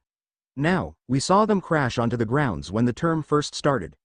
What kinds of injuries could they sustain that would take this long to heal?" Harry's face firmed. "Magical injuries." "What?" Ron and Hermione blurted simultaneously, and then Hermione continued. "Well, I can see how you'd come to that conclusion. When I was knocked off my broom at Quidditch practice," Harry nodded at Ron, "I woke up before dawn. Someone was screaming. It was her, Gwendolyn. She was having some sort of nightmare, but from what I could see, she was in pretty bad shape still. And she was in the hospital wing for almost a month by then. Not only that," his voice lowered, and his friends leaned in to hear him better. "But Snape and Professor McGonagall mentioned Voldemort." "What, again?" Ron and Hermione spoke at the same time. Harry nodded grimly. "Somehow, Voldemort was involved in how she'd gotten hurt, and I think he killed her family and friends, too. At least, that's what it sounded like." "Harry," Hermione looked worried. "Do you think you might have misunderstood? I mean, you'd just fallen like 35 meters the day before, and you had a rather nasty knock on your head too. Not to mention all the bones you'd broken." "I know what I heard, Hermione," Harry replied firmly. "And I distinctly heard Voldemort mentioned. As well as everyone Gwendolyn knew being killed." "But that would mean that," Harry nodded, his expression unreadable. "Voldemort tried to kill her too, and failed." "But Harry," Ron broke in. "You're the only one who ever survived an attack from him. How could she have survived him too?" Harry looked grim. "I don't know, but I aim to find out." That night, Harry once again had occlumency lessons with Dumbledore. He came into the office to find the headmaster sitting in his comfy chair by the fireplace. "Come in, Harry," Dumbledore waved him in. Sit. We have some things to discuss." Harry strode over to the chair opposite Dumbledore and sat down. "I'm sure you've noticed that our guest has started taking classes with you and your peers," Dumbledore began, and Harry nodded. "There are some things that I cannot tell you, as it is not my place to share them, but I can tell you this." He paused for a moment, looking as if he were gathering his thoughts, and then continued. Gwendolyn Le Cavalier was raised as a Muggle orphan in Nova Scotia, Canada, and met her husband in nearby Montreal when he was visiting family there.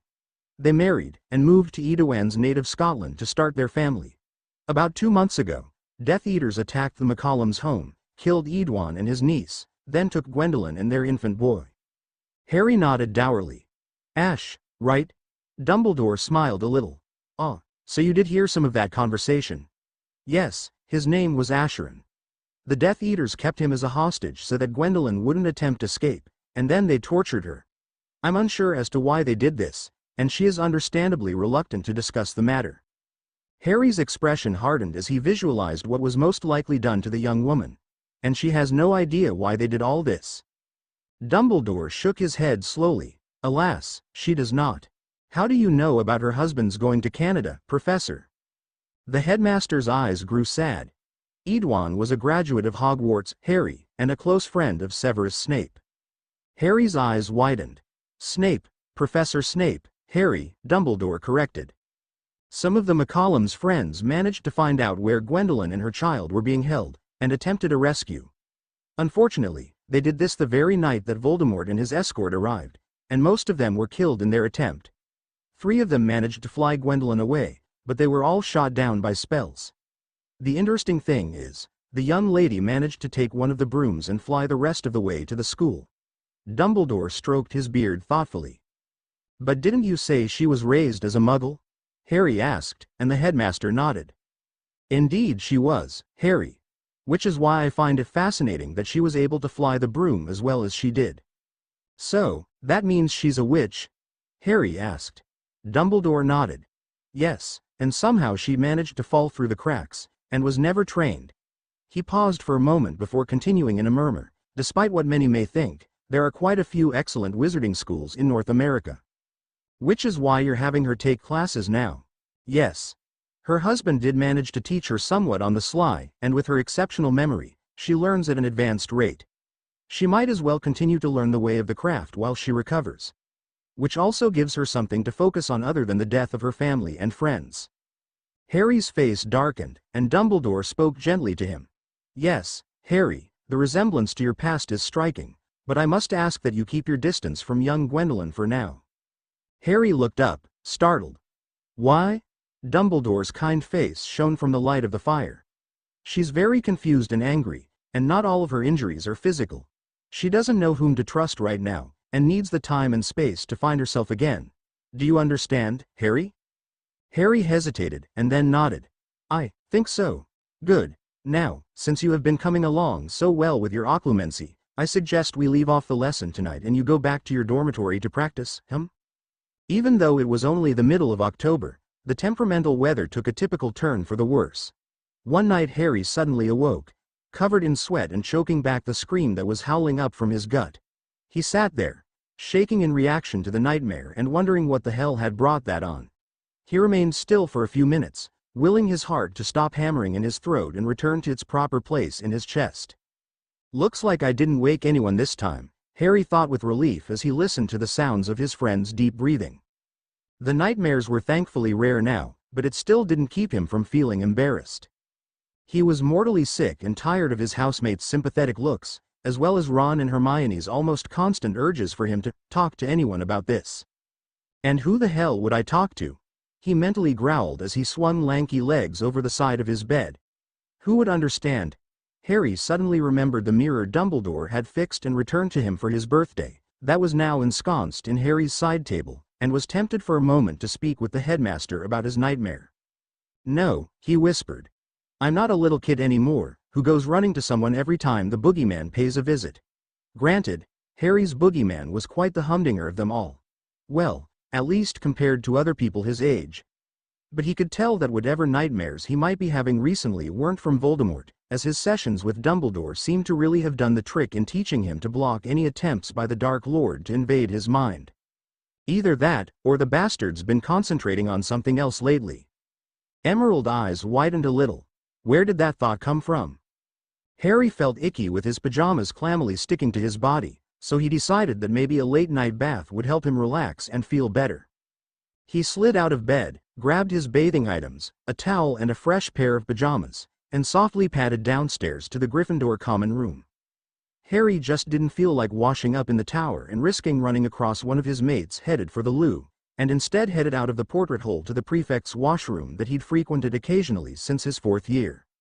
That thought brought up particularly disturbing images from his nightmare. "Someone's coming," Harry said suddenly. "Kill the spare bone of the father, unknowingly given, you will renew your son. Dudley, come back, you're running right at it. No one's going to die," said Kingsley Shacklebolt in his deep, calming voice. The second jet of light hit him squarely on the chest. Harry shook his head violently to dispel the faint voices and jumbled memories and continued on his way. After a little while, he came to the entrance to the little-used prefect's bathroom, and murmured the password to open the door. Pine Fresh. The room was dimly lit, and full of thick hot steam. Harry absently puzzled over this, but he stepped inside anyway. More than likely Moaning Myrtle was having a bit of a pout in there, and had been messing around with the spigots again. Something was in Harry's way, and he tripped over the soft and furry obstacle, which proceeded to hiss angrily. "Oh, shit, Mrs. Norris," he mentally wailed as he stumbled, trying to keep from falling on his face. Harry felt something zip past his face and crack into the wall, and his head whipped up to spy the kneeling figure of a woman beside the pool, barely wrapped in a towel and pointing what looked like a small knife at him through the thick mist in the bathing room. Harry finally lost his precarious hold on gravity, and his bathing things flew everywhere as he ungracefully fell on his face. "Who's there?" the woman shouted as she aimed the tiny blade. Harry. "Harry Potter," Harry called out, his hands stinging from being used to keep his head from hitting the tiled floor. His glasses were all steamed up now, and he could barely make out the woman's figure as she carefully stood and moved closer to him. Her cat crouched on the tiled floor nearby, huge eyes narrowed, tail puffed and all of her impressive claws out. "Potter?" Gwendolyn sounded shocked. "You're Harry Potter?" She fell more than knelt down on the floor a few meters from him, her face white and the throwing knives in her fingers clattering to the tile beside her. "But, you're just a kid." "How old did you think I was?" Harry shot back angrily. 50. She nodded, dumbstruck, her wet wavy hair sliding around her shoulders to drape across her chest. "Something like that." Harry's eyes narrowed. "Who told you that?" She grabbed the oversized green towel as it began falling off of her and arranged it in a more decorous fashion around her otherwise half-starved and naked body. Harry noticed with a sinking stomach that she had livid, fresh scars running across her arms and shoulders. Her breath hitched a little in her chest before she could answer. "They did. Sort of." "They?" Harry was puzzled for a moment, before the thought hit him. "Death Eaters. That's who she was talking about. You mean the Death Eaters." She shuddered, her eyes squeezing shut in reflexive reaction. "They never said how old you were, just that," she murmured. "What? You were either the luckiest bastard alive, or the most powerful wizard around other than him." Deep sapphire eyes opened as she fixed Harry with a haunted look. "I figured you must have been either very old or in your prime. No offense." Harry's anger melted away, and he smiled. "None taken." "What are you doing here?" Harry dropped his gaze, embarrassed. "Had a nightmare," he admitted quietly. "Felt a bath would relax me." He glanced over at Gwendolyn's cat, which seemed to have calmed at her human's demeanor, and slowly hoisted himself up to a sitting position. Gwendolyn tilted her head to the side. "I was told that each of these houses had their own bathing areas," she said suspiciously. Harry nodded. "Yes, but I just didn't feel like being around anyone right now." The corner of Gwendolyn's mouth twitched upwards. "I know how that feels." "May I ask you a question?" Harry ventured, and the woman hesitated a moment before nodding. "Where are you staying, since you've not been placed in any of the houses?" "I'm not supposed to tell anyone," she replied. "It's supposed to be a secret. They said only one other person has stayed there." "They?" Harry blinked. Gwendolyn dipped her head. "The headmaster and some of the professors." Questions tumbled through Harry's tired mind, which must have shown on his face, as Gwendolyn's dark eyes twinkled a little. "Full of questions, are you?" Just as suddenly as it came, the light in her eyes dimmed. "I used to be curious," she murmured, ducking her head behind a curtain of wet hair. She knelt there a moment, and then shook her head a little. "I'm just finishing up here. If you don't mind waiting outside, I'll just get dressed and leave you to your bath." Gwendolyn tried to stand up, but one of her knees gave out, and she cursed. "Merde." Harry rose and held out a hand. "Here, let me help you." Gwendolyn looked up at him with a note of panicked suspicion in her eyes, which quickly faded as she saw his face. She chuckled. "You look silly with your glasses all steamed up." Harry shrugged, his expression wry. "Happens when one's nearsighted." Harry planted his feet and steadied Gwendolyn as they pulled her upright. She grabbed the edge of her towel as it slipped again, and she turned away with a grateful nod. "Right. Let me know when I can come back in," Harry said awkwardly, feeling heat rushing to his cheeks and ears. And Gwendolyn nodded again as she limped heavily back to the bathing pool. But something caught Harry's gaze.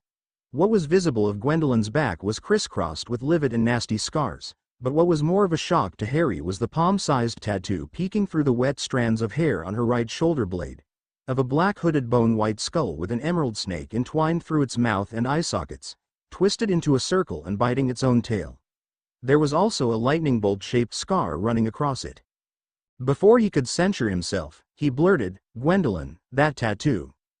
She stopped, and swiveled her head around to look back at him. "Ah, that." She shrugged one shoulder with a little wince. "Got it when I was your age. I like snakes." "And the skull?" He couldn't keep the sharp tone from his voice. She blinked, unsure as to why he seemed so upset over a simple tattoo. "Death always seems to be chasing me," she replied flatly. Harry's eyes narrowed, but he bit his lip and nodded before leaving the young woman to get dressed. Thanks for watching. See you soon with last part.